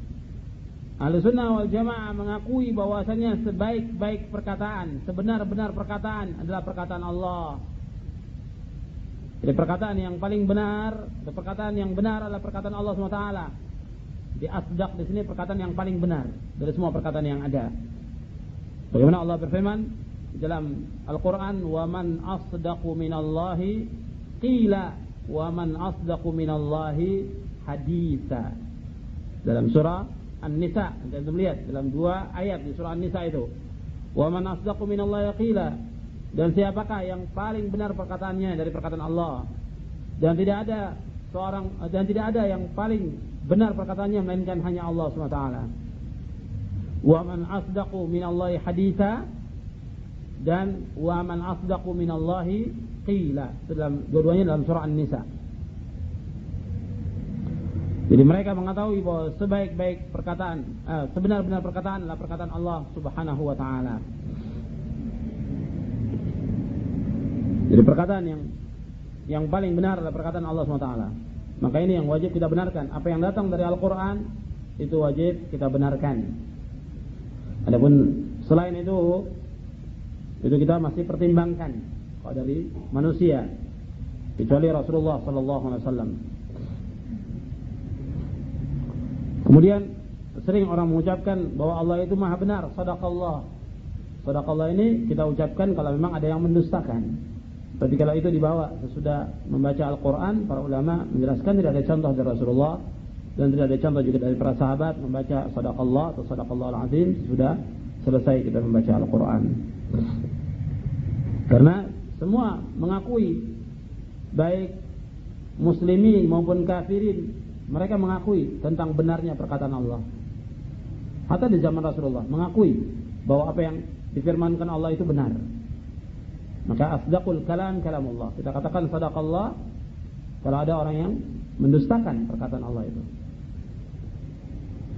Jadi mereka mengetahui bahwasanya sebenarnya perkataan Allah. Wa khairal hadi hadi Muhammad sallallahu alaihi wasallam. Dan sebaik-baik petunjuk Nabi Muhammad sallallahu alaihi wasallam. Ini hadis yang diriwayatkan oleh Imam Muslim dari sahabat Jabir bin Abdullah. Fa inna asdaqal kalami kalamullah wa khairal hadi hadi Muhammad sallallahu alaihi wasallam wa syarrul umuri muhdatsatuha wa kullu muhdatsatin bid'ah wa kullu bid'atin dhalalah wa kullu dhalalatin finnar. Ini hadis diriwayatkan oleh Imam Muslim dari sahabat Jabir bin Abdullah. Jadi sebaik-baik petunjuk Nabi Muhammad sallallahu alaihi wasallam. Karena itu ahlu sunnah fayuqaddimuna hadiyahu ala hadi kulli ahad. Jadi ahlu sunnah itu mendahulukan petunjuk Nabi dari petunjuk semua manusia. Jadi ahlu sunnah itu mendahulukan petunjuk Nabi dari petunjuk semua manusia. Ini yang harus dipegang ini. Kalau orang yang mengatakan ahlu sunnah wal jamaah, ini harus perhatikan. Kalau kita mengatakan bahwa sebaik-baik petunjuk Nabi Muhammad SAW, maka kita harus dahulukan petunjuk Nabi dari semuanya. Sebab kita tidak akan mendapatkan ganjaran, kita tidak akan mendapatkan kecintaan dari Allah SWT kalau seandainya kita tidak mengikuti Rasulullah SAW. Dan umat bisa mendapatkan keselamatan kalau mereka mengikuti Nabi Muhammad SAW. Dan umatnya akan mendapatkan petunjuk atau hidayah kalau seandainya mereka mengikuti Nabi Muhammad SAW. Karena itu petunjuk ini harus didahulukan. Karena yang lain selain dari jalan Nabi Muhammad SAW adalah jalan yang sesat. Bagaimana yang difirmankan oleh Allah dalam surah Al-An'am ayat 153. Dalam surah Al-An'am ayat 153, wa anna hadha sirati mustaqiman fattabi'uhu wa la tattabi'u subula fatafarraqa bikum an sabilihi dzalikum wasaqum bihi la'allakum tattaqun.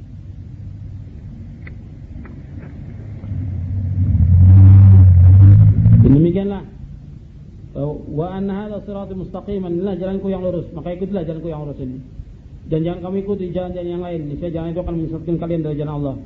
Demikianlah Allah berwasiat kepada kalian agar kalian mendapatkan petunjuk. Demikianlah Allah berwasiat kepada kalian agar kalian bertakwa kepada Allah. Jadi wala tattabi'us subul, jangan kalian ikuti jalan-jalan yang lain, yaitu jalan-jalannya ahlul bid'ah. Sebagaimana kata Imam Mujahid, jalannya orang-orang yang sesat,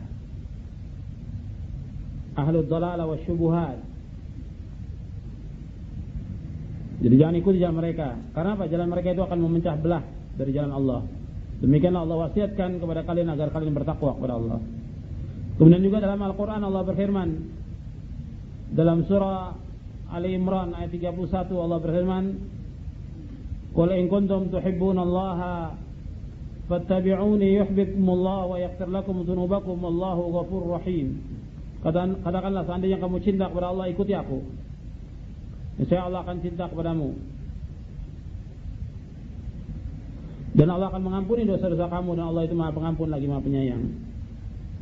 Jadi wajib mengikuti petunjuk Nabi Muhammad SAW. Jadi Allah memerintahkan untuk mengikuti Nabi Muhammad, maka Allah akan cinta orang-orang mengikutinya, mengikuti Nabi Muhammad SAW. Dan Allah akan mengampuni dosa-dosanya, dan Allah Maha Pengampun lagi Maha Penyayang. Kemudian juga di dalam ayat Al-Quran dijelaskan bahwa mengikuti Nabi Muhammad SAW, orang itu akan mendapatkan petunjuk, mendapatkan hidayah. Seperti Allah berfirman dalam surah Al-A'raf,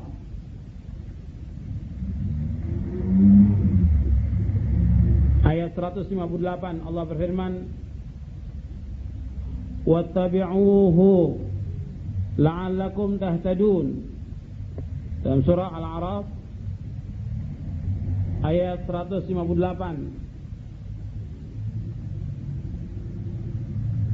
wattabi'uhu la'allakum tahtadun, dan ikutilah dia, ikutilah Nabi Muhammad SAW supaya kalian mendapat petunjuk.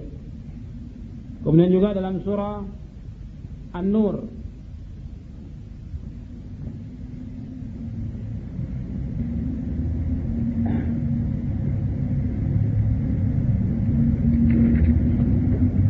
surah An-Nur, wa in tuti'uhu tahtadu, dan seandainya kalian mengikutinya maka kalian akan mendapatkan petunjuk. Di ayat berapa? Wa in tuti'uhu tahtadu, dan jika kalian mengikutinya, di ayat 54.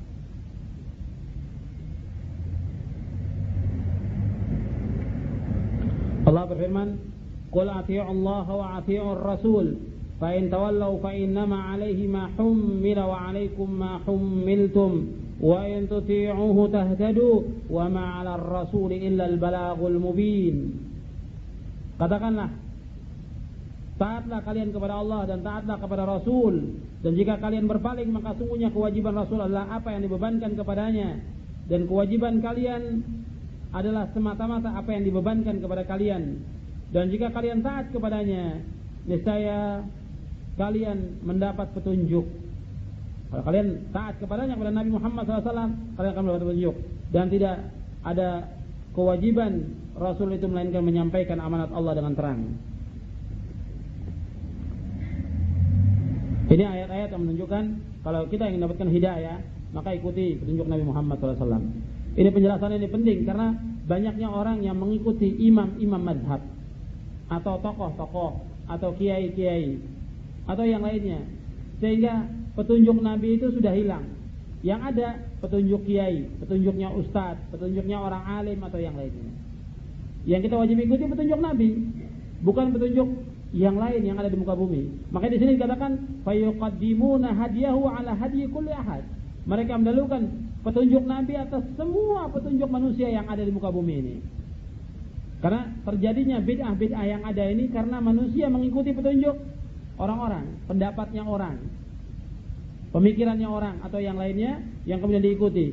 Sedangkan hadis Nabi ada, sunnah Nabi ada, dan tahu bahwa Nabi tidak melakukan demikian, dia masih mengerjakan. dianggap perbuatan itu baik atau bagus, atau itu dalam rangka cinta kepada Nabi Muhammad SAW. Ini tidak benar semuanya. Kita ikuti kalau seandainya itu ada sahabat-sahabat sudah melakukan perbuatan itu. Sebab ibadah pun tetap kita harus ikuti bagaimana sahabat beribadah, karena sahabat mengikuti contoh Nabi SAW. Karena itu dikatakan oleh Hudzaifah, kullu ibadatin lam yata'abbadha ashabu Rasulillah fala tata'abbaduha. Setiap ibadah yang tidak dilakukan oleh para sahabat Rasulullah, maka janganlah kalian lakukan. Karena mereka adalah orang-orang yang cinta kepada Nabi Muhammad SAW, dan mereka adalah orang-orang yang mengikuti sunnah Nabi SAW sebelum yang lainnya. Kemudian juga kalau seandainya ada orang yang masih melakukan perbuatan yang tidak mengikuti contoh Nabi, bagi orang itu merugi. Karena Nabi bersabda, man amila amalan laisa alaihi amruna fahuwa raddun. Rawahu Muslim. Barang siapa yang mengamalkan satu amalan yang tidak dicontohi dari kami, amalan itu tertolak. Jadi yang terbaik kita sebagai umat Nabi Muhammad SAW, yaitu taat kepadanya dan mengikuti petunjuk Nabi Muhammad SAW. Yang ada kita ikuti, yang tidak ada tidak usah kita lakukan, tidak usah kita kerjakan. Karena kalau seandainya itu baik, kalau seandainya itu sunnah, maka Nabi dan sahabat sudah melakukan perbuatan itu. Karena Nabi mengatakan, apa-apa yang mendekatkan kalian kepada Allah sudah aku kerjakan, dan apa-apa yang menjauhkan kalian dari neraka sudah aku jelaskan. Jadi sudah sempurna Islam ini. Bagaimana Allah berfirman, al-yawma akmaltu lakum dinakum wa atmamtu alaikum ni'mati wa raditu lakumul Islam madina. Pada hari ini aku telah sempurnakan bagimu agamamu, dan aku telah cukupkan nikmatku atasmu, dan aku redha Islam menjadi agama bagimu. Karena itu Imam Malik mengatakan, kata Imam Malik, fama lam yakun yauma idzin dinan fala yakunul yauma dinan. Maka kalau pada zaman Nabi tidak menjadi agama, maka sekarang pun tidak boleh menjadi agama. Artinya, kalau zaman Nabi tidak dikerjakan perbuatan itu, maka sekarang pun tidak boleh kita mengerjakan perbuatan itu. Ini yang harus diperhatikan oleh setiap muslim dan muslimah. Jadi kita ikuti Rasulullah SAW, karena petunjuk Nabi adalah petunjuk yang terbaik dalam semua hal. Kita lanjutkan. Walihada summu ahlul kitab was sunnah. Karena itu mereka dikatakan ahlul kitab was sunnah.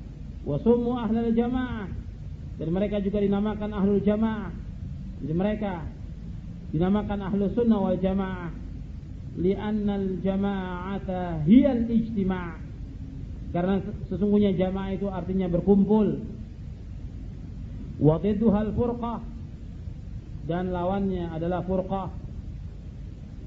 Jadi lawan dari jamaah itu adalah furqah. Jadi tentang masalah jamaah, diperintahkan, Allah memerintahkan kita untuk berjamaah, dan Allah membenci kita untuk bercerai-berai. Wa'tasimu bihablillahi jami'an wa la tafarraqu. Hendaklah kalian berpegang dengan tali Allah semuanya, dan janganlah kalian berpecah belah. Bagaimana disebutkan oleh Ibnu Katsir, amarahum bil jamaah wa nahahum 'anit tafriqah. Kata Ibnu Katsir dalam tafsirnya, Allah memerintahkan kepada mereka, kepada kaum muslimin untuk berjamaah, dan melarang kepada kaum muslimin untuk berpecah belah, bercerai-berai. Wa in kana lafzul jamaah qad sara isman li nafsil qaumil mujtami'in. Dan sungguh nama jamaah ini sudah menjadi satu nama bagi kaum yang berkumpul. Jadi berkumpul di atas jalan yang hak.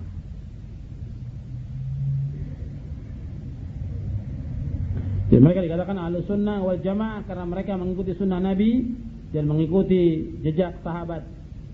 Jadi kalau jamaah yang pertama diartikan sahabat Rasulullah. Yang kedua, jamaah itu diartikan dengan al-haq. Bagaimana kata Abdullah bin Mas'ud, meskipun ada beberapa lagi yang disebutkan oleh Imam Syatibi dalam kitabnya Al-I'tisam tentang makna al-jamaah.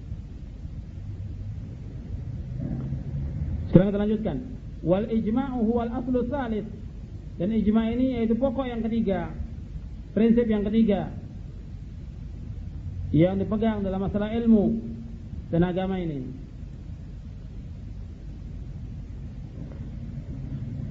Wa hum yazinuna bihadhihi al-usul ats-tsalatsah. jami'a ma 'alaihi an-nasu min aqwalin wa a'malin batinatin aw zahirah mimma lahu ta'alluqun bid-din. Jadi mereka Ahlussunnah menimbang dengan 3 pokok ini. Semua yang dilakukan oleh manusia, baik perkataan, perbuatan, yang batin maupun yang zahir, yang berkaitan dengan masalah agama ini.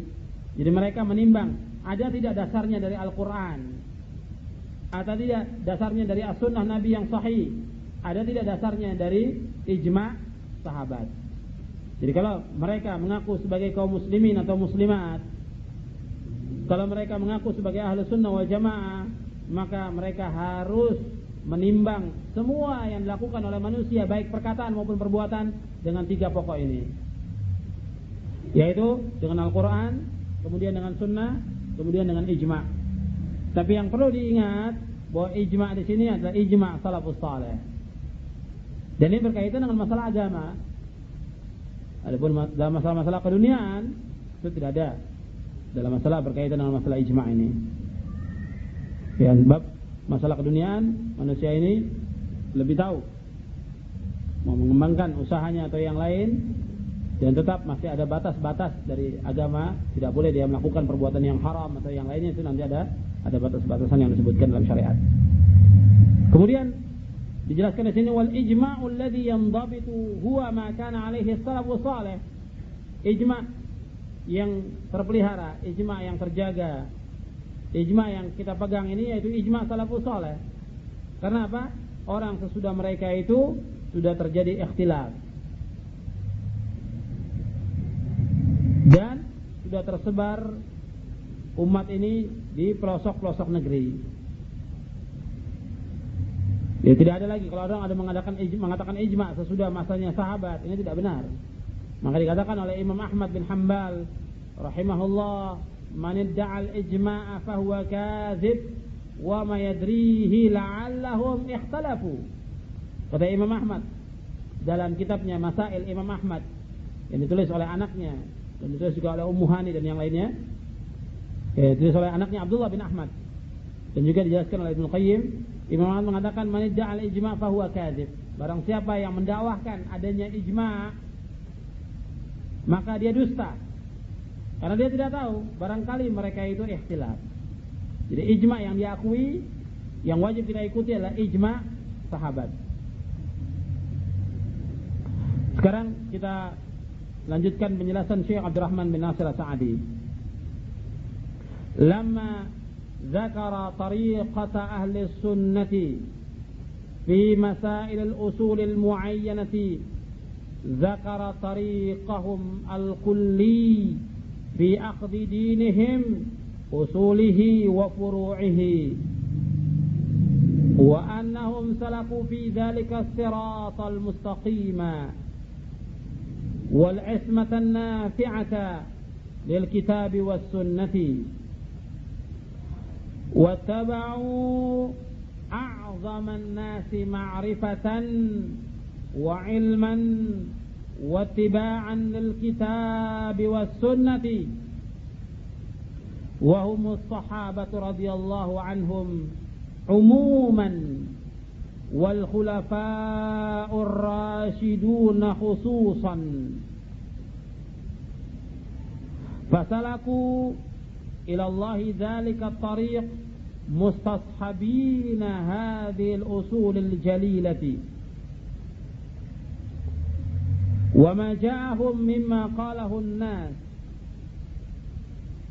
أو ذهبوا إليه من المقالات وزنوه بمعيار الكتاب والسنة وإجماع الصحابة والقرون المفضلة، فاستقامت طريقتهم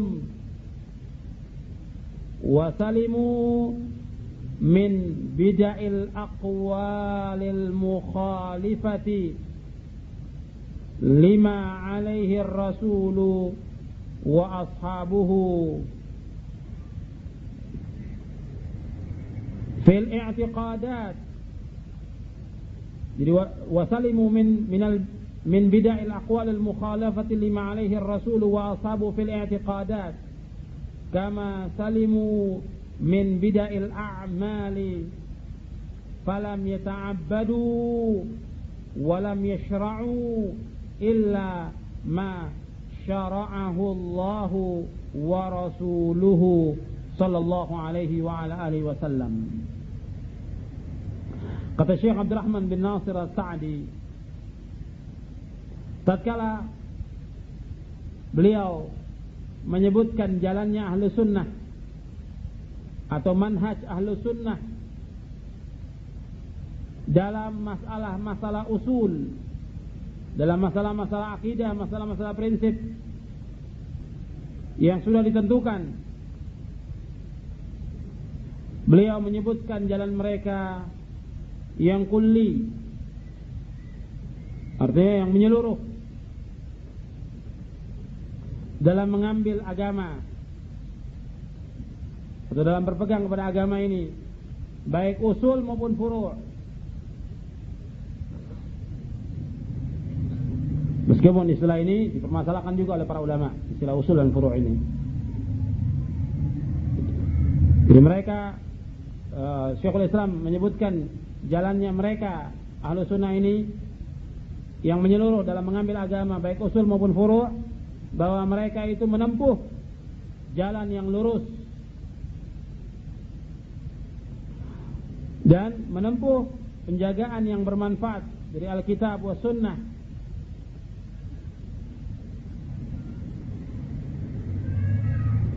Jadi menempuh jalan yang lurus, yaitu jalan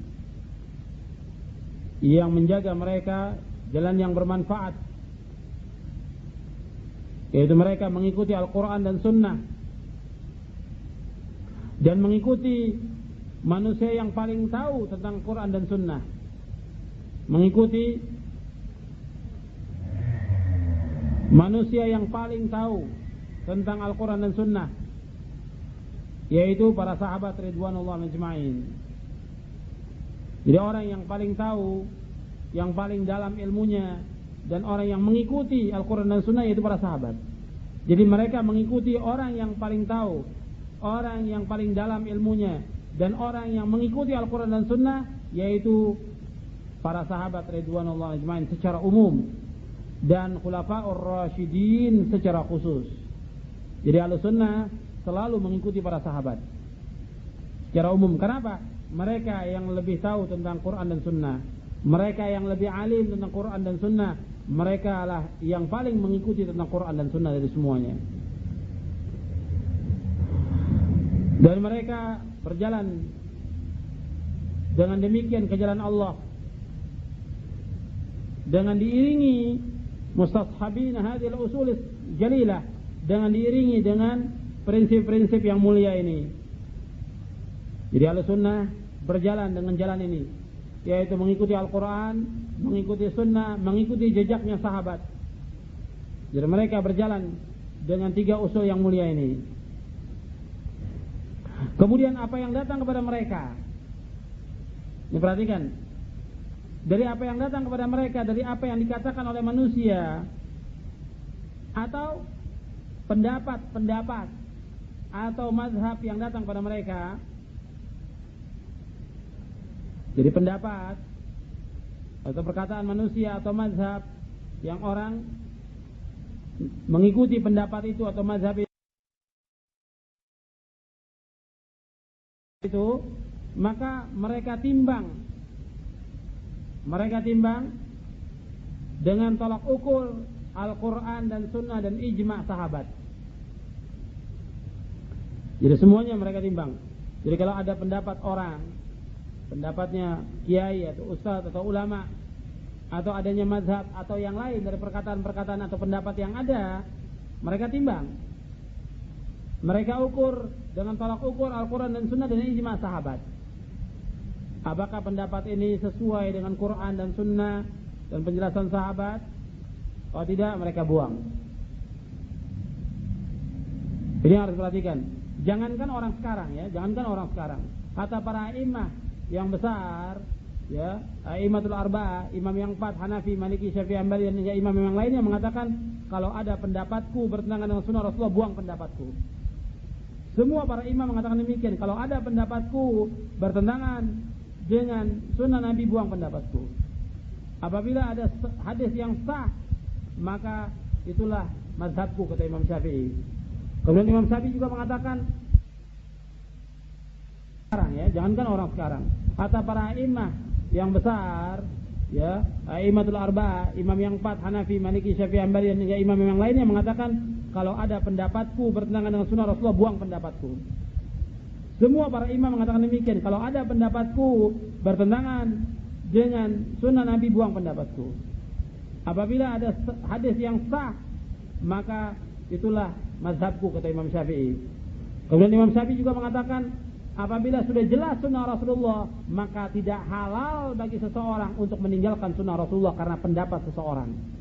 Ya, kata Imam Syafi'i, kalau ada sudah jelas sunnah Rasulullah, maka tidak halal bagi seorang untuk meninggalkan sunnah Rasulullah dengan mengikuti pendapat orang. Tidak halal bagi dia.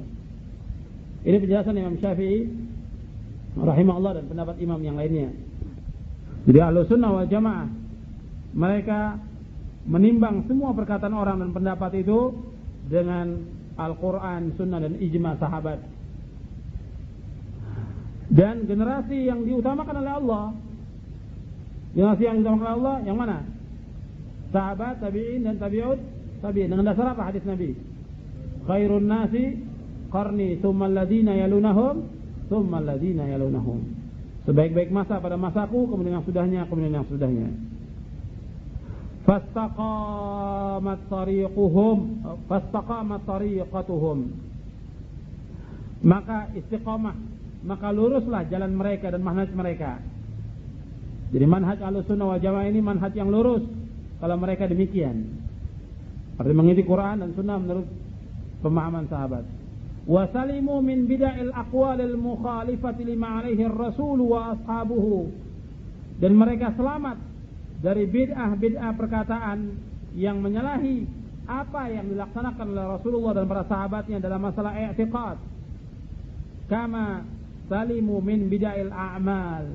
Sebagaimana mereka selamat dari bid'ah amaliyah.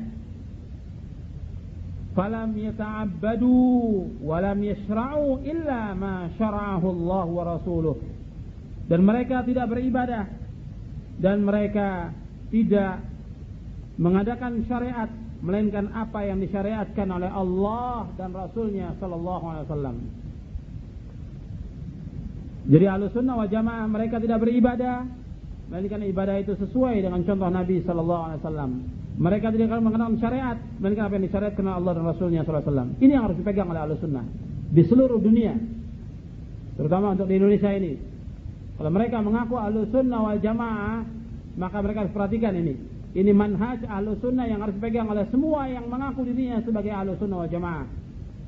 Apakah dia sebagai kiai, sebagai ustadz, sebagai habib, sebagai tuan guru atau yang lainnya, atau sebagai syekh.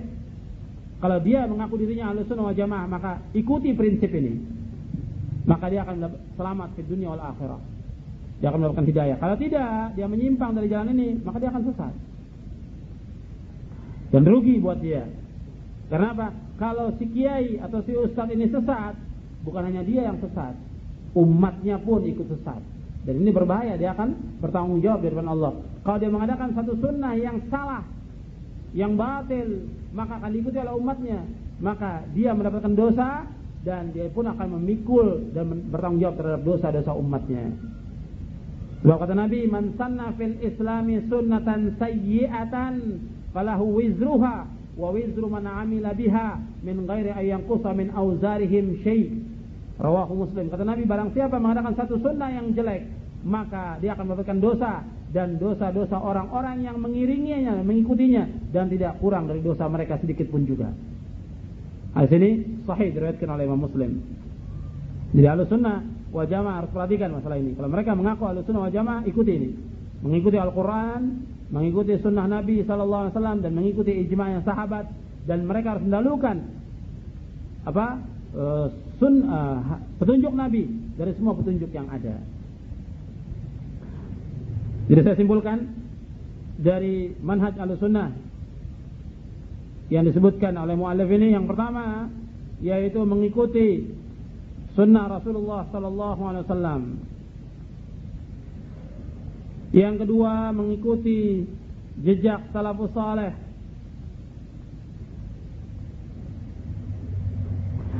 Yang ketiga, mengikuti wasiat Rasulullah sallallahu alaihi wa ala alihi wasallam. Mengikuti wasiatnya Rasulullah sallallahu alaihi wasallam, berpegang pada sunnah Nabi dan sunnahnya para khalifah yang terpimpin dan lurus. Yang keempat,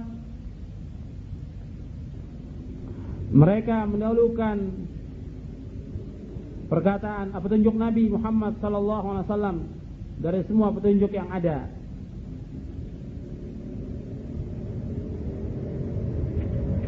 Mereka mendahulukan petunjuk Nabi dari semua petunjuk yang ada.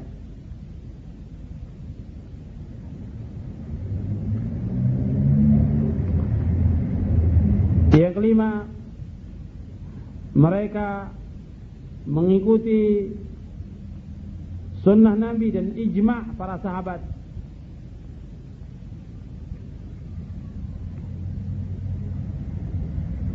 Mereka mengikuti sunnah Nabi dan ijma' para sahabat. Yang keenam,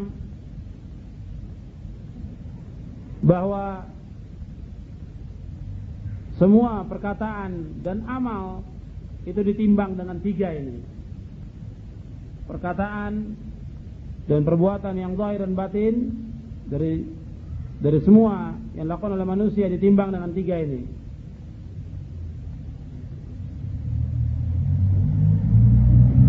Itu yang keenam dari penjelasan Syekhul Islam. Saya tambahkan yang ketujuh dari perkataan Syekh Abdurrahman bin Nasir As-Sa'di tentang masalah bid'ah.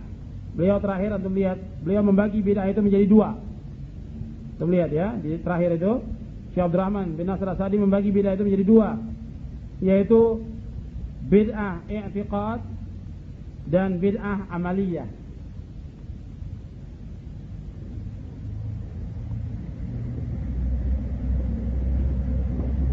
Bid'ah i'tiqad dan bid'ah amaliyah. Jadi bid'ah itu bid'ah i'tiqad dan bid'ah amaliyah.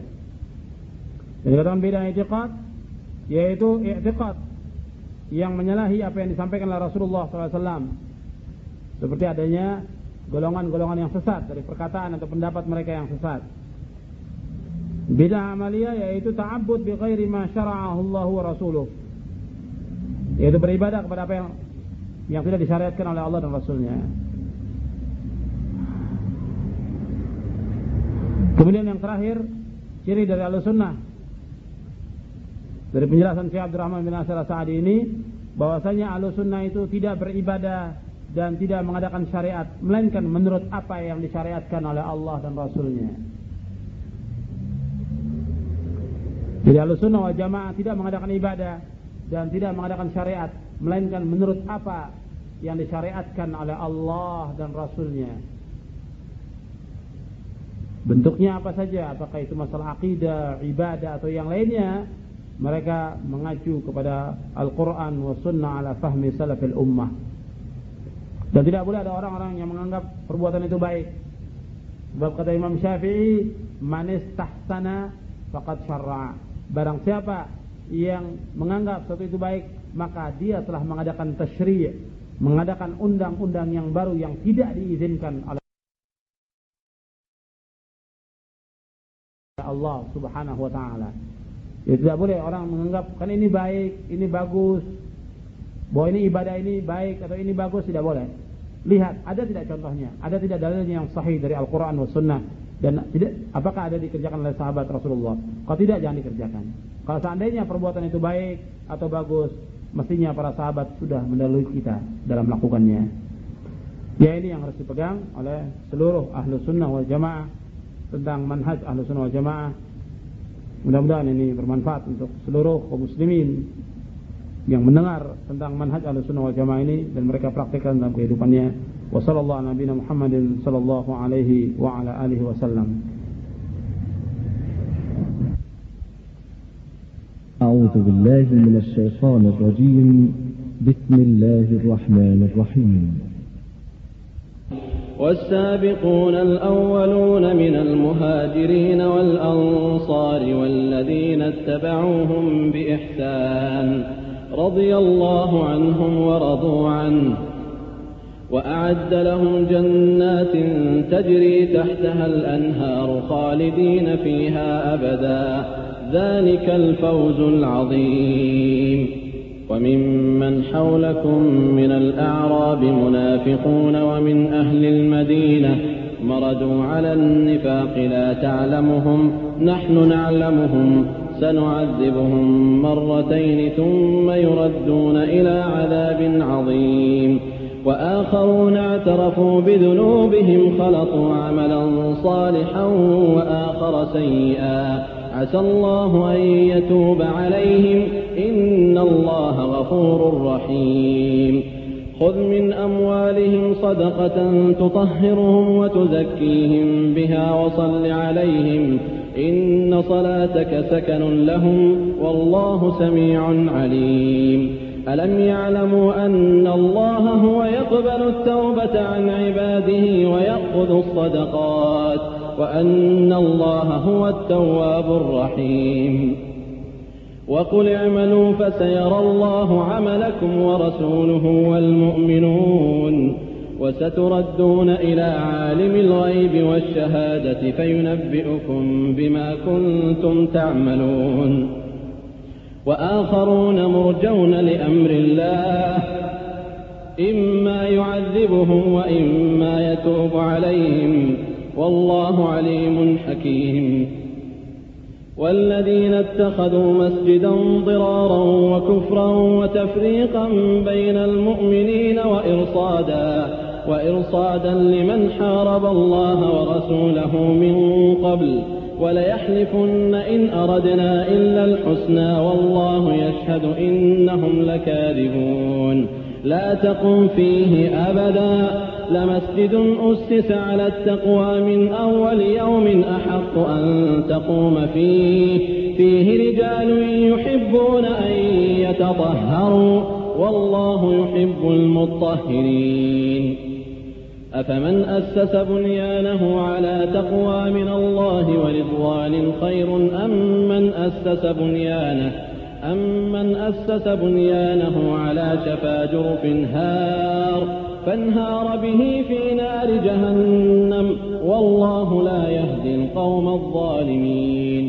لا يزال بنيانهم الذي بنوا ريبة في قلوبهم إلا أن تقطع قلوبهم والله عليم حكيم. إن الله اشترى من المؤمنين أنفسهم وأموالهم بأن لهم الجنة يقاتلون في سبيل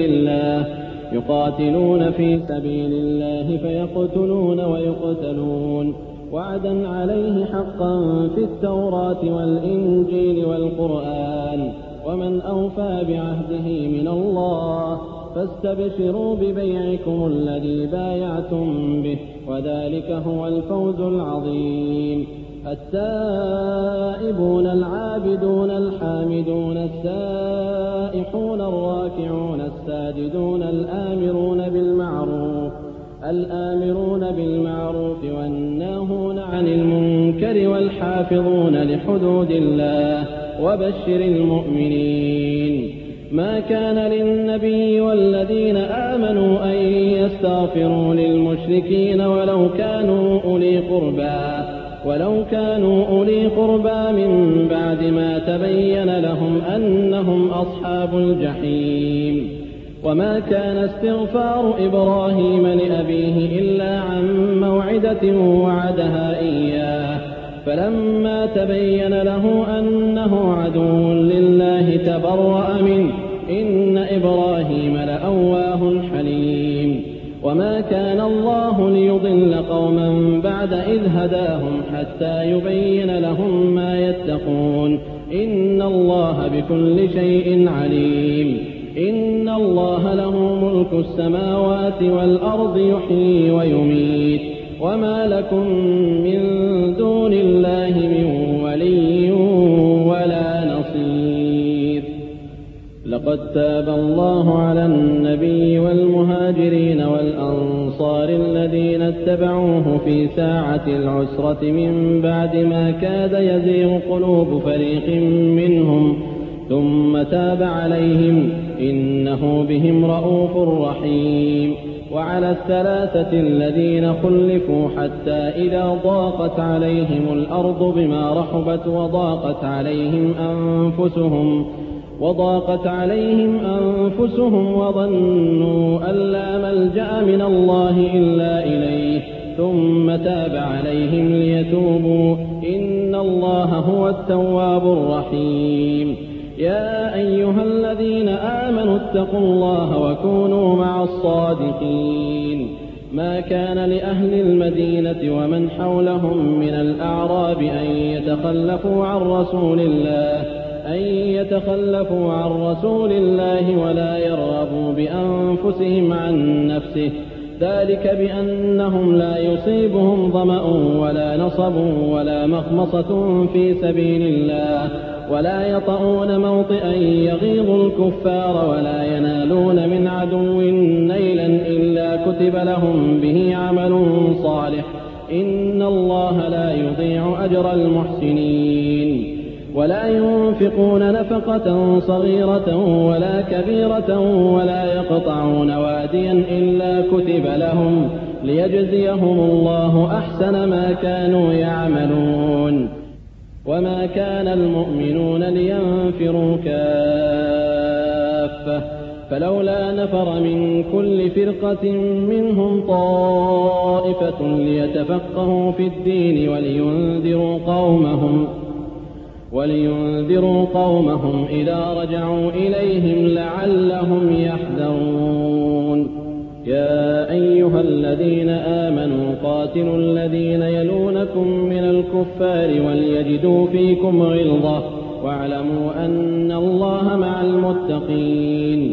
وإذا ما أنزلت سورة فمنهم من يقول أيكم زادته هذه إيمانا فأما الذين آمنوا فزادتهم إيمانا وهم يستبشرون وأما الذين في قلوبهم مرض فزادتهم رجسا إلى رجسهم وماتوا وهم كافرون. أولا يرون أنهم يفتنون في كل عام مرة أو مرتين ثم لا يتوبون ولا هم يذكرون. وإذا ما أنزلت سورة نظر بعضهم إلى بعض هل يراكم من أحد ثم انصرفوا صرف الله قلوبهم بأنهم قوم لا يفقهون. لقد جاءكم رسول من أنفسكم عزيز عليه ما عنتم حريص عليكم بالمؤمنين رءوف رحيم. فإن تولوا فقل حسبي الله لا إله إلا هو عليه توكلت وهو رب العرش العظيم. بسم الله الرحمن الرحيم. ومن يشاقق الرسول من بعد ما تبين له الهدى ويتبع غير سبيل المؤمنين نوله ما تولى ونصله جهنم وساءت مصيرا. إن الله لا يغفر أن يشرك به ويغفر ما دون ذلك لمن يشاء ومن يشرك بالله فقد ضل ضلالا بعيدا.